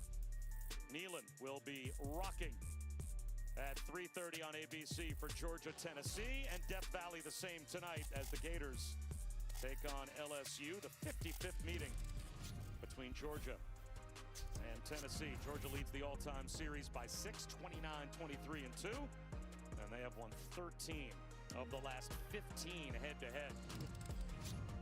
And as far as Florida and LSU is concerned, LSU has won 5 of the last 6, and boy, do the Gators have a chance tonight, if they can win, Lewis, to flip their season after losing last week. Yeah, it'd be a gigantic win for the Florida Gators, going up against an LSU team that we saw in week 1 against this Clemson football team look as good as any team in the country. And those are just 2 big-time matchups against between storied programs. Both of those must-see TV this afternoon and tonight. That's Tana. Alo Tupuola that had to come off the field with the injury. He and Harrison Moore share the responsibilities at center as they roll different offensive line combinations. Does Georgia Tech, now a bit limited without one of those regular players, and now it's third down and 2. Haynes King First down.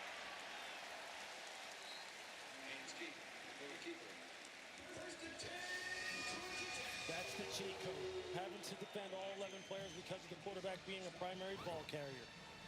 Real good blocking at the point of attack. Who do they go behind? Keelan Rutledge, number 77, the right guard. When they need it, that's where they're going. When they need it, number 10 is going to have the ball in his hand.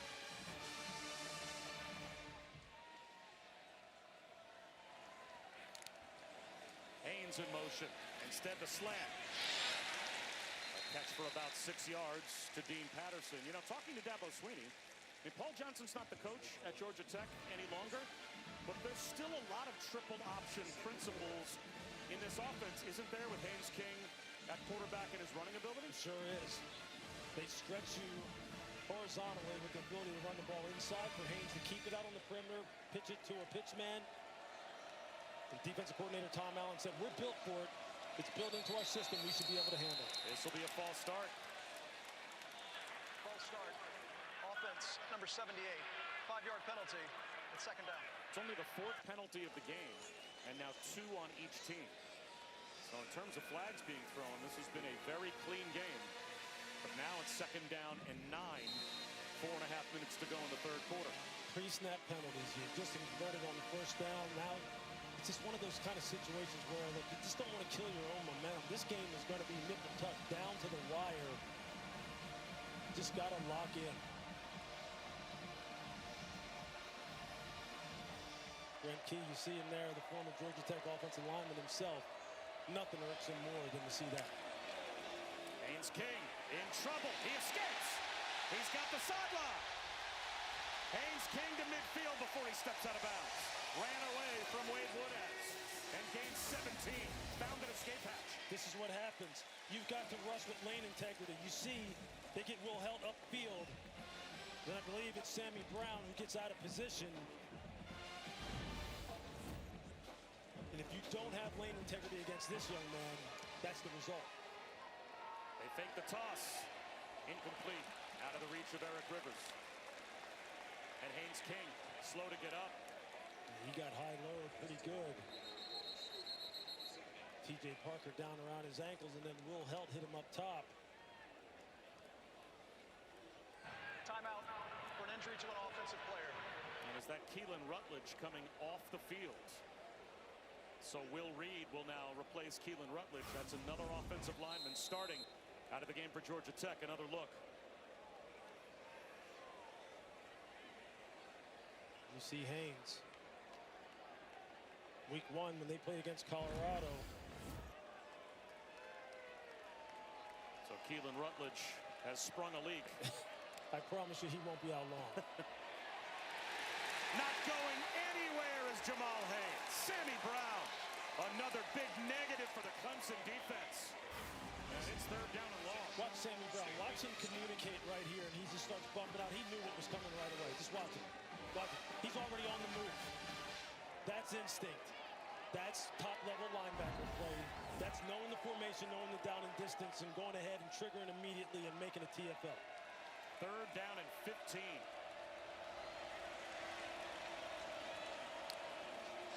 Three-man rush. Still puts pressure on the quarterback. Haynes King on the run. He's going to try to do it himself. Hit from behind. Just short of the first down. Fourth down and 2. Just inside the 41-yard line as Wade Woodaz made the stop. It's fourth down and a long 1. Just short of the 40. The offense staying on the field for Georgia Tech. They will go for it. Haynes King doing what Haynes King does. Put the game on his shoulders. Both throwing and running the football, scrambling for extra yardage, whatever he's got to do. There's a lot of momentum going right now, and a nice drive going. You're Clemson. You got to be on top of the details here. Play clock at 5. Timeout called by Brent Key. Took a long time for them to substitute. Georgia Tech. And then get out of the huddle. And it didn't 30 seem to be like the players on the field had recognition of the play clock. And the head coach did. So he calls timeout before a crucial fourth down and about 1.5 yards. As soon as we're done, The backyard brawl, Eli Holstein. And Pitt will take on West Virginia. Rivalries, man. They are the very, very best. And that one right there is as bitter as it comes. 4 of those you played in were in a Panthers uniform. Your record was...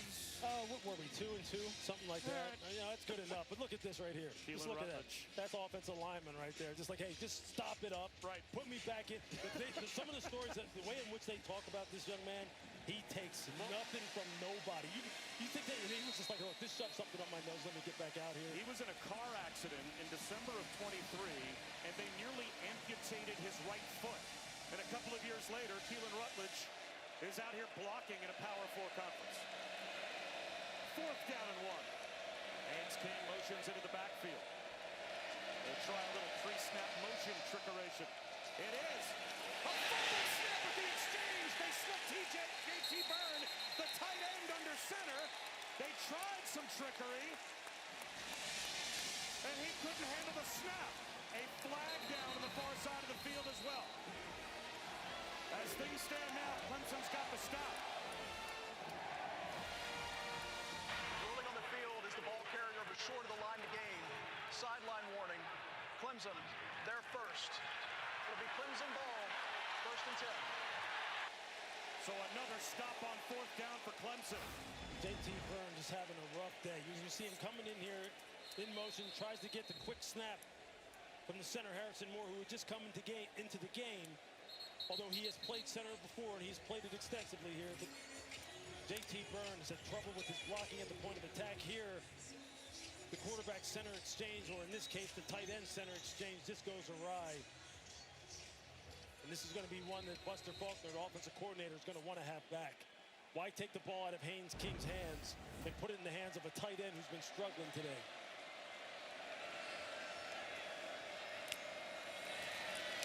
Klubnik back to work. Tipped ball, incomplete.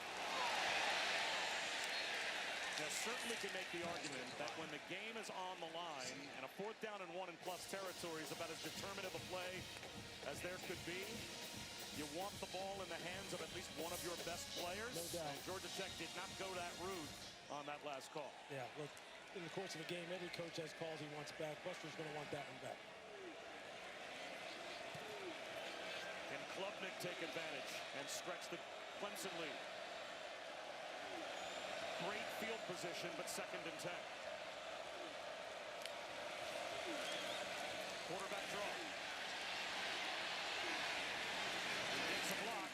Leighton Powell had him lined up. But a good block out on the edge. Springs Klubnik for 6 yards again. Zachary Toby with a corner tackle. So a big play coming here. 3rd down and 4 on Clemson's side of the 50. Those sudden change situations, we talked about them earlier. This is the sudden change situation for Georgia Tech's defense. You fumble the ball midfield, basically, and you're on your way in, but maybe for some kind of score. Defense got to come out. You got to hold them to 3 and out.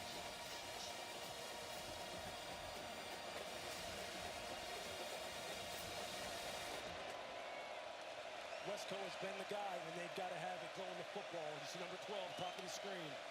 Yellow Jackets bring a blitz. And there it is, incompletion on the far side through the hands of Wesco. Boy, you called his number. They dialed him up, and it went right through his hands. And this got to be a catch. It's got to be a catch. He's been making big plays all game long. Brian Wesco just drops the ball. He just takes his eyes off of it. You see there, he sees the corner driving on him, or he sees Amari Harp, or he may have been Clayton Powell-Lee who was driving hard on him. That was him, number 5. He was already thinking about making a move, turning back inside, and maybe springing another big one. This doesn't finish the catch. So after a downs stop by the Clemson defense, the Georgia Tech defense forces a 3 and out. And over-end punt, Bailey Stockton. Fair catch at his own 10-yard line. Kick off your Week 2 NFL Sunday with the Countdown Crew on ESPN. Before the Eagles-Chiefs Super Bowl rematch, Saquon Barkley one-on-one with Marty Smith. And this week, we've got a Monday Night Football doubleheader. Bucs-Texans at a special start time of 7 Eastern on ESPN. ABC and ESPN Deportes, and then Chargers-Raiders. ESPN and ESPN Deportes will follow. Both games available on the all-new ESPN app. Lou, you are headed out west to call this one, Chargers-Raiders Monday night. Yeah, this is a big-time AFC West matchup. Jim Harbaugh is an absolute treat. Pete Carroll been a winner everywhere he's been. When you hear that Monday night music, man, you just get goosebumps. You know it's a big-time stage. That'll be a big-time game. Haynes King, straight quarterback run for a yard. And this will take us inside of 1 minute remaining in the third quarter. Tackle made by Devontae Capehart.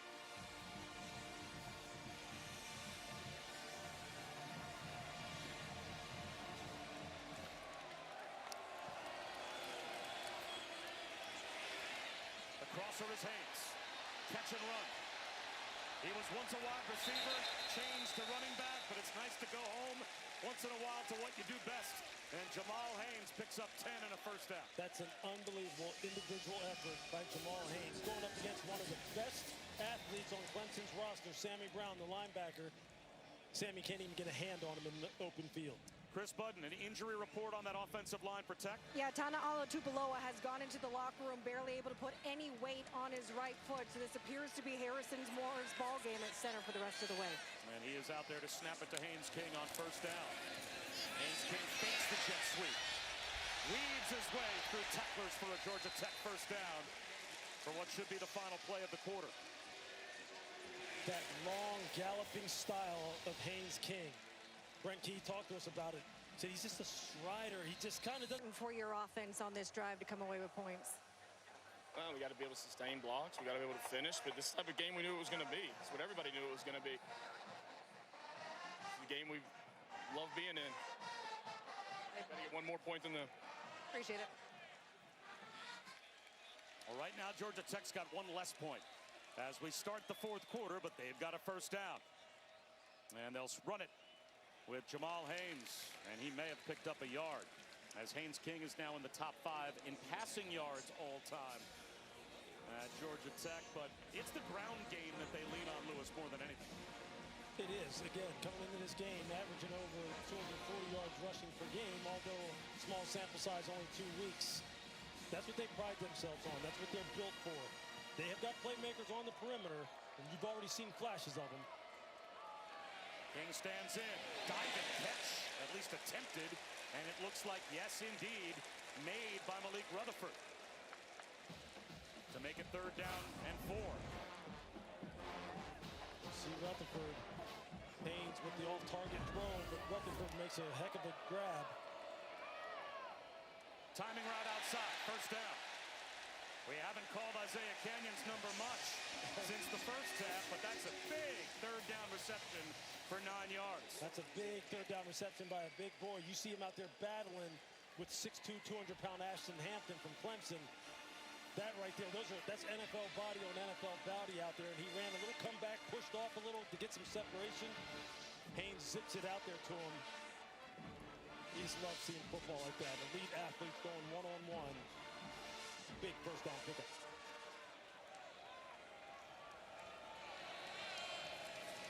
The toss to Haynes. Stretched to the sideline by Ronan Hannafin, who made the stop. When Ronan Hannafin was a kid, his dad, who was a quarterback back in the day at BU, he and his brother used to tackle his dad. His dad had the hurricane scale, right on a 1 to 5 scale. He had a lot of 5s, his dad said. It's a swing pass. Haynes breaks the tackle. Jamal Haynes, first down and more.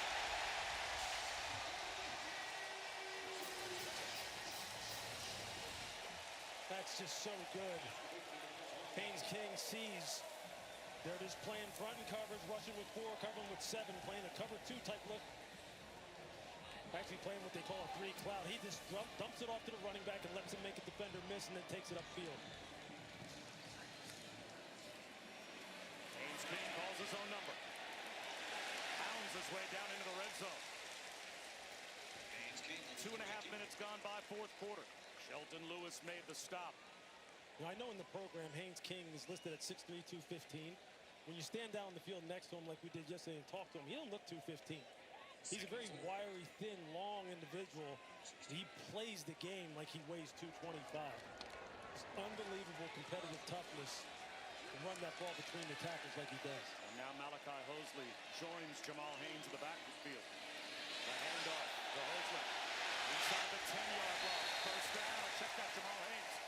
And he's down to the 8-yard line to make it first and goal. Malachi Hosley getting out on the perimeter and just blocking Ronan Hannafin and getting pushed at the point of attack. A lot of selfless individuals on this Georgia Tech football team. High-character football guys who play for one another. You're seeing it now on this long, grueling drive. Bunch set left now with Malachi Hosley going in motion. Haynes King fakes the toss. He's at the 5, stumbles. He had a lane to the end zone and couldn't get to the goal line. It'll be second down and goal at about the 2. Got to have it where they run him, Bob. Right side of the offensive line. Rutledge and Kearney, 77 and 72. That's where they're going. Quick update from Chris Button. Jamal Haynes back in there after taking off a play where he had to go to his knee and suck down oxygen out of a bottle. And now he runs back out. Malachi Hosley heads to the sideline. Second and goal.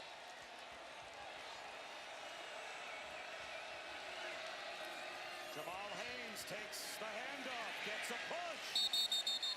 He's to about the 1.5-yard line, where it will be third down and goal. They just run the same plays and just dress them up over and over in a different way. Power, counter, quarterback power, jet sweeps, quarterback draw, power, counter. They just run the same things over and over. Just what Brent Key loves. Haynes out, Hosley in to the left of Haynes King. In the shotgun, third and goal. Haynes King following his running back. Haynes is ready to go for a Georgia Tech touchdown.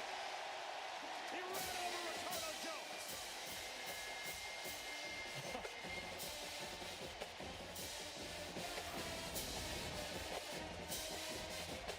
Look at that collision. That's a quarterback against the safety.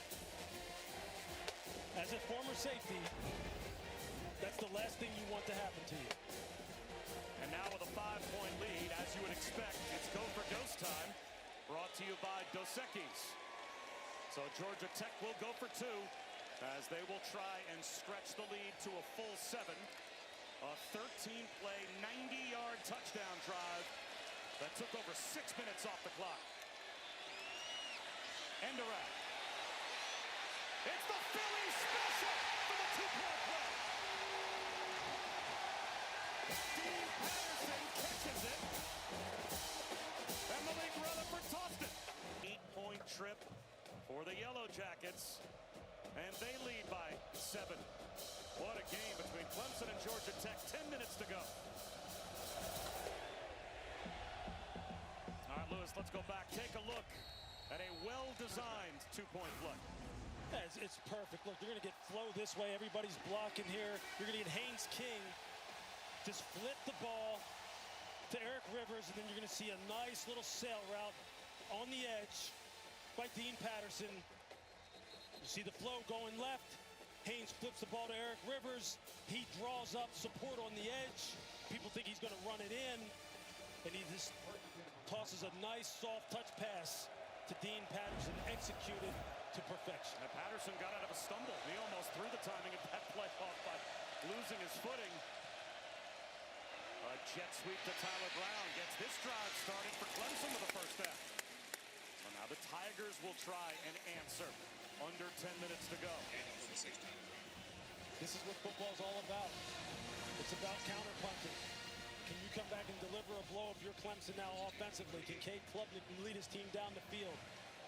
Can Brian Wesco make a big play?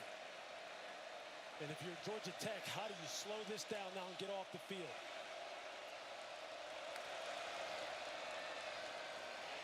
Adam Randall.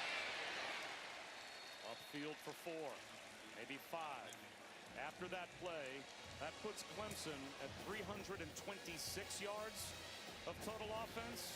Georgia Tech has 320 yards of total offense. So the two teams separated right now by 6 yards and 7 points on the scoreboard.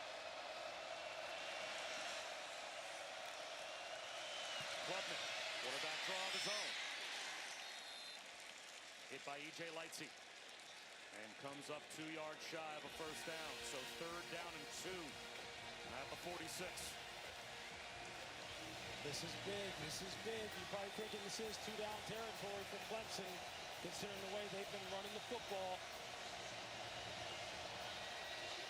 Tigers are 5 for 10 on 3rd down. It's about assignment football for Georgia Tech. Eyes on your work. They're trying to spread it out, make sure there's no miscommunications.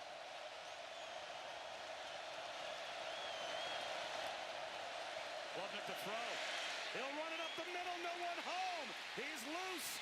And that's a nice open field one-on-one tackle by Clayton Powell-Lee. Or it might have been another 20-25 yards for Klubnik. It sure was. This opens up perfectly. You see they're in man-to-man coverage. You see the block at the point of attack by Adam Randall, and Clayton Powell-Lee makes a nice open field tackle. Wide receiver screen. Cole Turner. Down to the 36-yard line of Georgia Tech. He's got 5. See Clemson cool, calm, and collected. Just methodically trying to march the ball down the field. This is the kind of situation where Dabo, as you see on your screen, needs to trust his quarterback. Quarterback has to deliver. Take care of the football, make clean reads. Don't put the ball in harm's way. Let your playmakers do the work.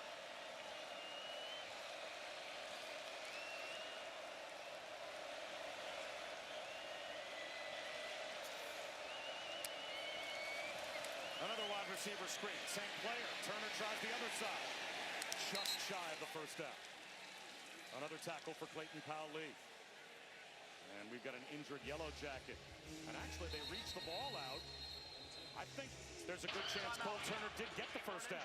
Football is presented by Serve Pro, the #1 choice in cleanup and restoration. Back in 2014, a Jamal Golden pick 6, a DeAndre Smelter 5-yard touchdown late in the 3rd quarter. That's the last time that Georgia Tech beat Clemson. It's been 9 in a row since for the Tigers, but they have 3rd down and a half yard trying to keep this drive alive. Midway through the 4th quarter, down by 7 as Georgia Tech looks to break that 9-game losing streak. Originally, they had said Cole Turner picked up the first down. Replay intervened while we were away and corrected it. 3rd down and a half yard to go. Randall empties the backfield. Klubnik, right up the middle, has the first down and then some.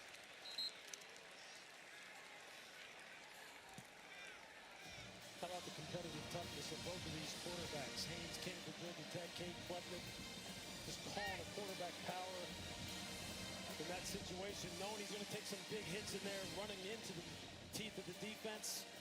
No problem. Whatever I need to do. Coming into today, Clemson was 32% on the season on 3rd down, 101st in the country. But they're 7 for 12 today, and they get another one to keep the drive alive. Klubnik, again, a willing runner. An ankle tackle made at about the 25-yard line by Powell-Lee. Down to 6 minutes to go. That's just a lot of confidence that Garrett Riley, the play caller for Clemson, the offensive coordinator, is showing in Cade Klubnik. Putting the ball in the hands of his quarterback. To make good decisions, protect the football, you're carrying the fortunes of the entire football team in your hands at the most crucial moments of the game.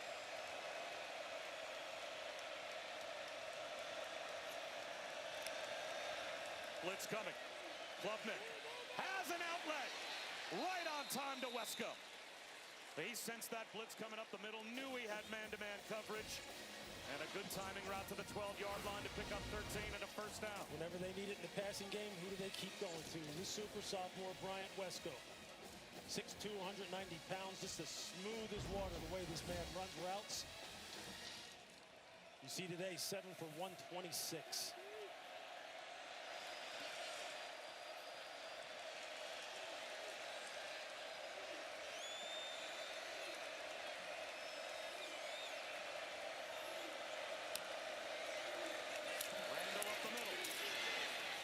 His way to the 5-yard line. 2nd and 3 at the 5. E.J. Lightsey made the stop, but that's a 7-yard gain.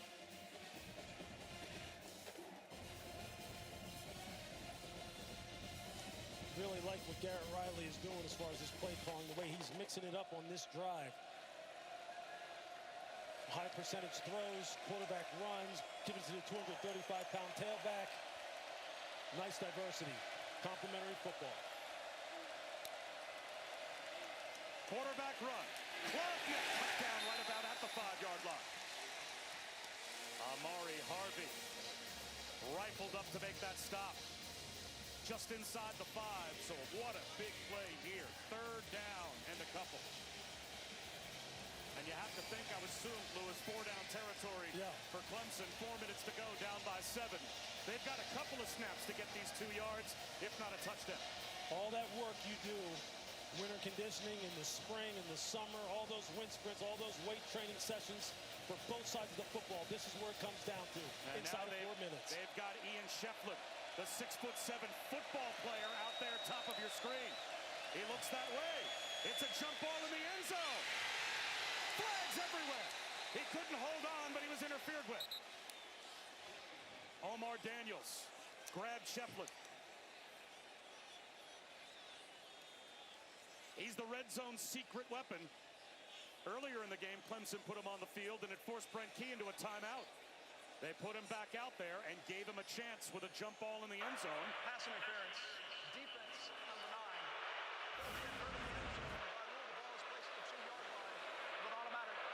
That's a tough cover for Omar Daniels. It sure is. Just playing basketball, literally, in the end zone, just trying to box him out and get the rebound. As a defender, really the only thing you can do against a guy that big is to play him and to try and front him, get underneath him, and play his eyes and hands and make them try and loft the football. He'll just block you out like the sun. 1st and goal at the 2 after the penalty. Klubnik rolls out, looking end zone. Back in the end zone, finds a crosser, and that's Josh Sapp. Toe tap, touchdown. Great eyes by Klubnik, looking back to his left, and we're a point after away from a tie. Timeout for an injury to a defensive player.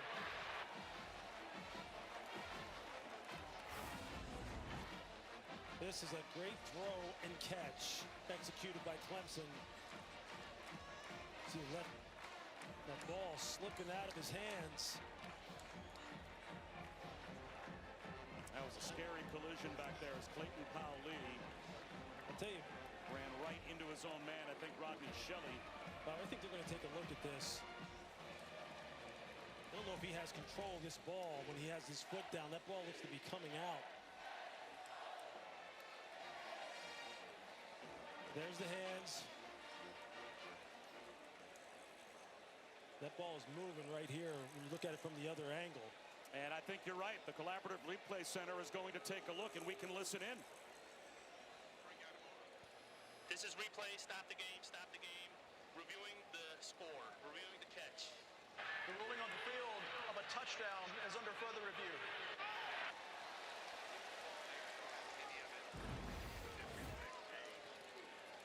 Yeah, we were looking at replay. I mean, he has it through the ground, so I'm not worried about that. No. It's this action that he's fiddling with the ball. I'm looking at program A. Hey, Todd. B. Yes, hey, Adam. This is Adam. The ruling on the field is a touchdown. Yeah, I'm gonna show you 2 shots. I'm gonna show you the handheld. This is the handheld right here, and you can see he's got a body part down, but his ball is pinned against his lower leg right there with the tops of his hands. Keep going. And then he's out there, right? And then he's still fuddling with that ball. Okay, on that shot right there. And then he gets control, but he's clearly out. Do you see a loss of control with a foot in the white? I don't think he has control there. I agree with you. So, and you can see this, that we don't believe he has control at all. By the time he has control, he's out of bounds. Yeah, he's way out. Hey, take a look at high end zone real quick. High end zone, all right. Not C. Go to multi. Go to A. High end zone. Never lose the ball. Lose the ball there. Guys, I've got enough on that sideline shot to show no control, incomplete pass. I would agree. I would agree. Okay, so after further review, the pass was incomplete. It's going to be second down at the 2-yard line of the left hash. Yes, Clock is good. Second and goal at the 2. Yes. Okay, thank you. Thank you. All right, thanks. I say this as someone who's called this game for about 3 hours. After further That's better review, than the anything pass I ever was said. incomplete. That game-changing call in the peek behind the curtain, going to the operations center for the ACC, and you hear everyone arrive at a collective decision that your eyes, Lewis, told you thought it was an incomplete pass. That's better than anything I do all day. Yeah, that's pretty good by the replay center. Just walking you through that, how they go through their decision-making process, what they look at for evidence. Is it clear and obvious?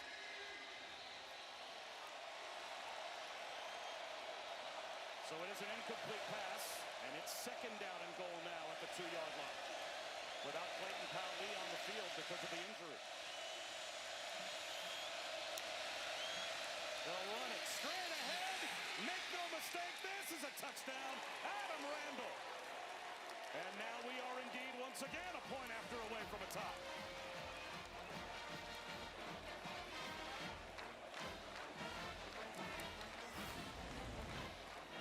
You're just going to see down blocks. You're going to get a pull.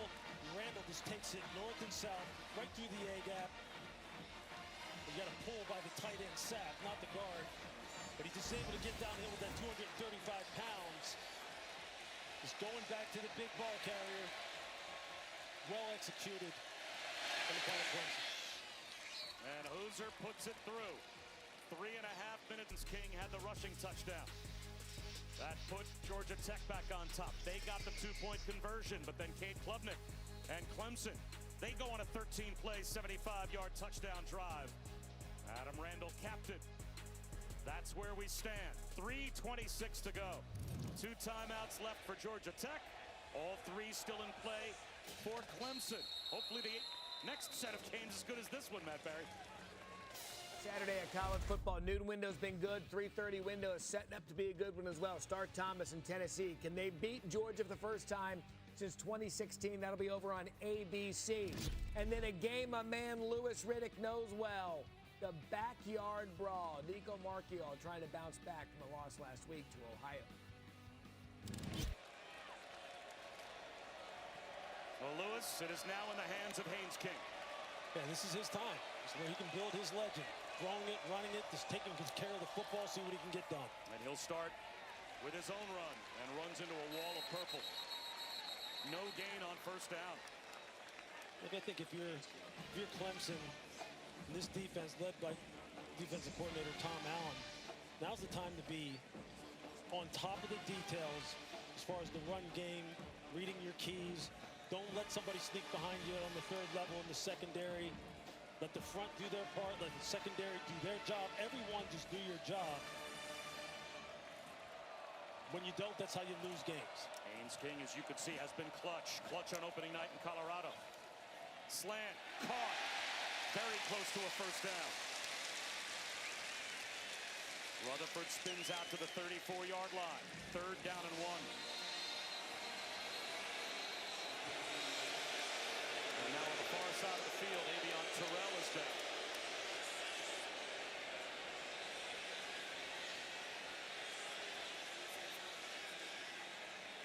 Clemson is charged with its first timeout for an injury to a defensive player after the ball was spotted.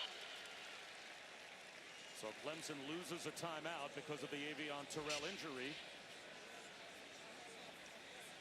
That's also not a player you want off the field if you're Clemson, so I don't think this is a faked injury. Let's see. Yeah, you see him calling. He wants to get off the field. Yeah, he sure is. Although I will say this, he got up pretty quickly. He's off the sideline already now.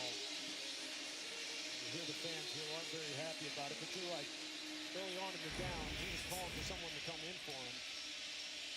I guess he's probably thinking, if I don't go down, we're not going to have time to sub for me before they snap the ball on 3rd down and 1. So after the ball is spotted, ready for play, if the player is injured after that, a team can be charged for Clemson has 2 timeout. timeouts remaining. 2 timeouts. So both teams now with 2 timeouts left. Now they got Jaden Lucas in the ball game, number 10, replaces Terrell. They're going to throw the football. Do they target him? Do they try and protect him defensively, make sure they have help over the top? What's the plan? The plan is quarterback run. There goes Haynes King, first down and more. That's a pretty good plan. Now, if you're Georgia Tech with 2 timeouts, do you let the clock go down to the 2-minute timeout? When at this point you're thinking field goal range? It looks like they might. They're not in a hurry. You see the coaching staff telling them to just let the game clock wind down. Aiden Burr's career long last year against Virginia Tech, a 51-yarder. So if they can get to the 35-yard line or so, they feel like they are within Aiden Burr's range. Georgia Tech will try and do just that. Won 501 score games as head coaches. Georgia Tech, this is the 8th time that they have played a ranked ACC opponent under Frank Key, and they have won 6 of the previous 7. And they've got the ball with a chance to win another if they can get in field goal range. Cutback lane, shut down. Jamal Haynes into the arms of Devontae Capehart. Lost a yard. Now Clemson has a pair of timeouts as well. So very interesting to see how the 2 coaches manage the clock. And if at some point Dabo Swinney could get the ball, Lewis, back to his team with still time to use offensively. Yeah, no question. I think as you mentioned on the break, I think Brent Key wants to control the outcome of this game. He wants to kick this maybe game-winning field goal or score a touchdown with very limited time on the clock. And they are milking the clock down. 10 on the play clock, 1 minute and 20 on the game clock. Haynes King looks to the sideline, perfectly timed. Out of bounds, Eric Rivers shoved out by Woodaz, short of the first down by about 1.5 yards. Haynes King reading middle of the field coverage, knows that he sees a corner bailing on the outside and just gets it to Rivers on the comeback on the outside. That's advanced level quarterback play. Knew exactly where he needed to go with the football. Well executed throw and catch. 3rd down and a little less than 2. Extra tight ends on the field for Georgia Tech.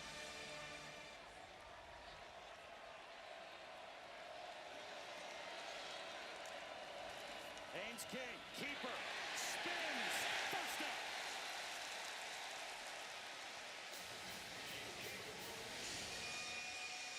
They are 10 yards away from where Brent Key said he's comfortable giving Aaron Byrne a chance.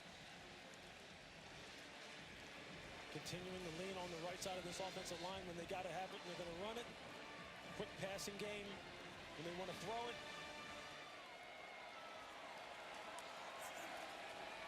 They run it with Hosley.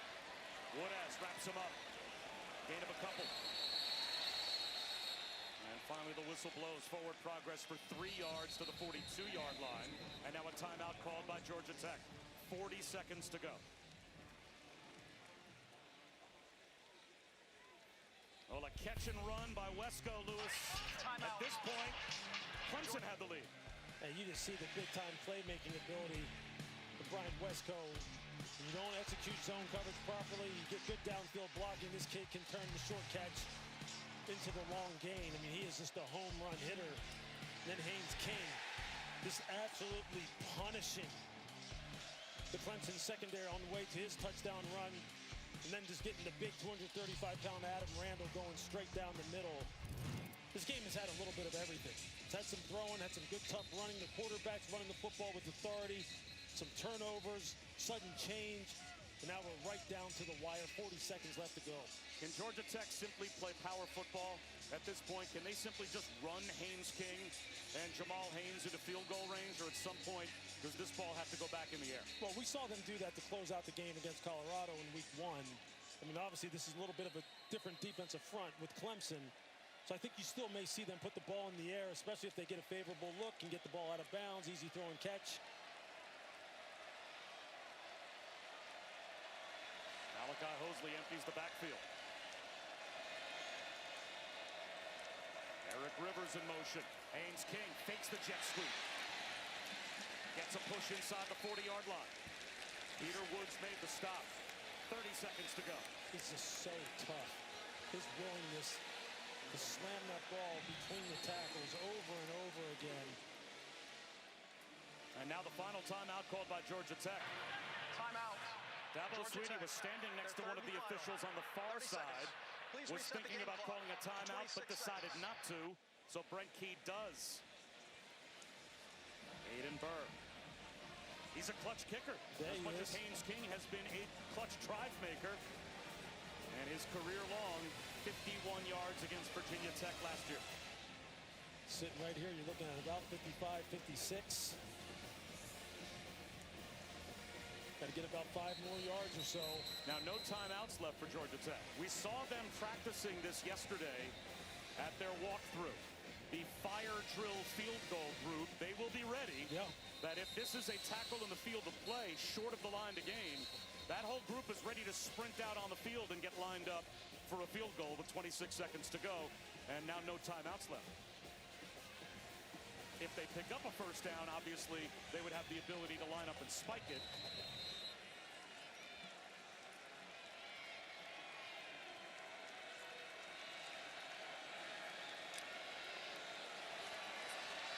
Third down and 4.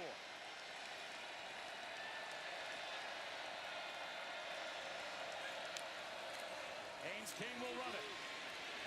He'll be short of the first down. Driven back after a gain of only a couple, and here comes the fire drill. They will line Aiden Burr up to try and win the game. Down to 10 seconds to go. His career-long 51, this from 55. The snap is off. It is on the way. It's got the distance. Touchdown! Georgia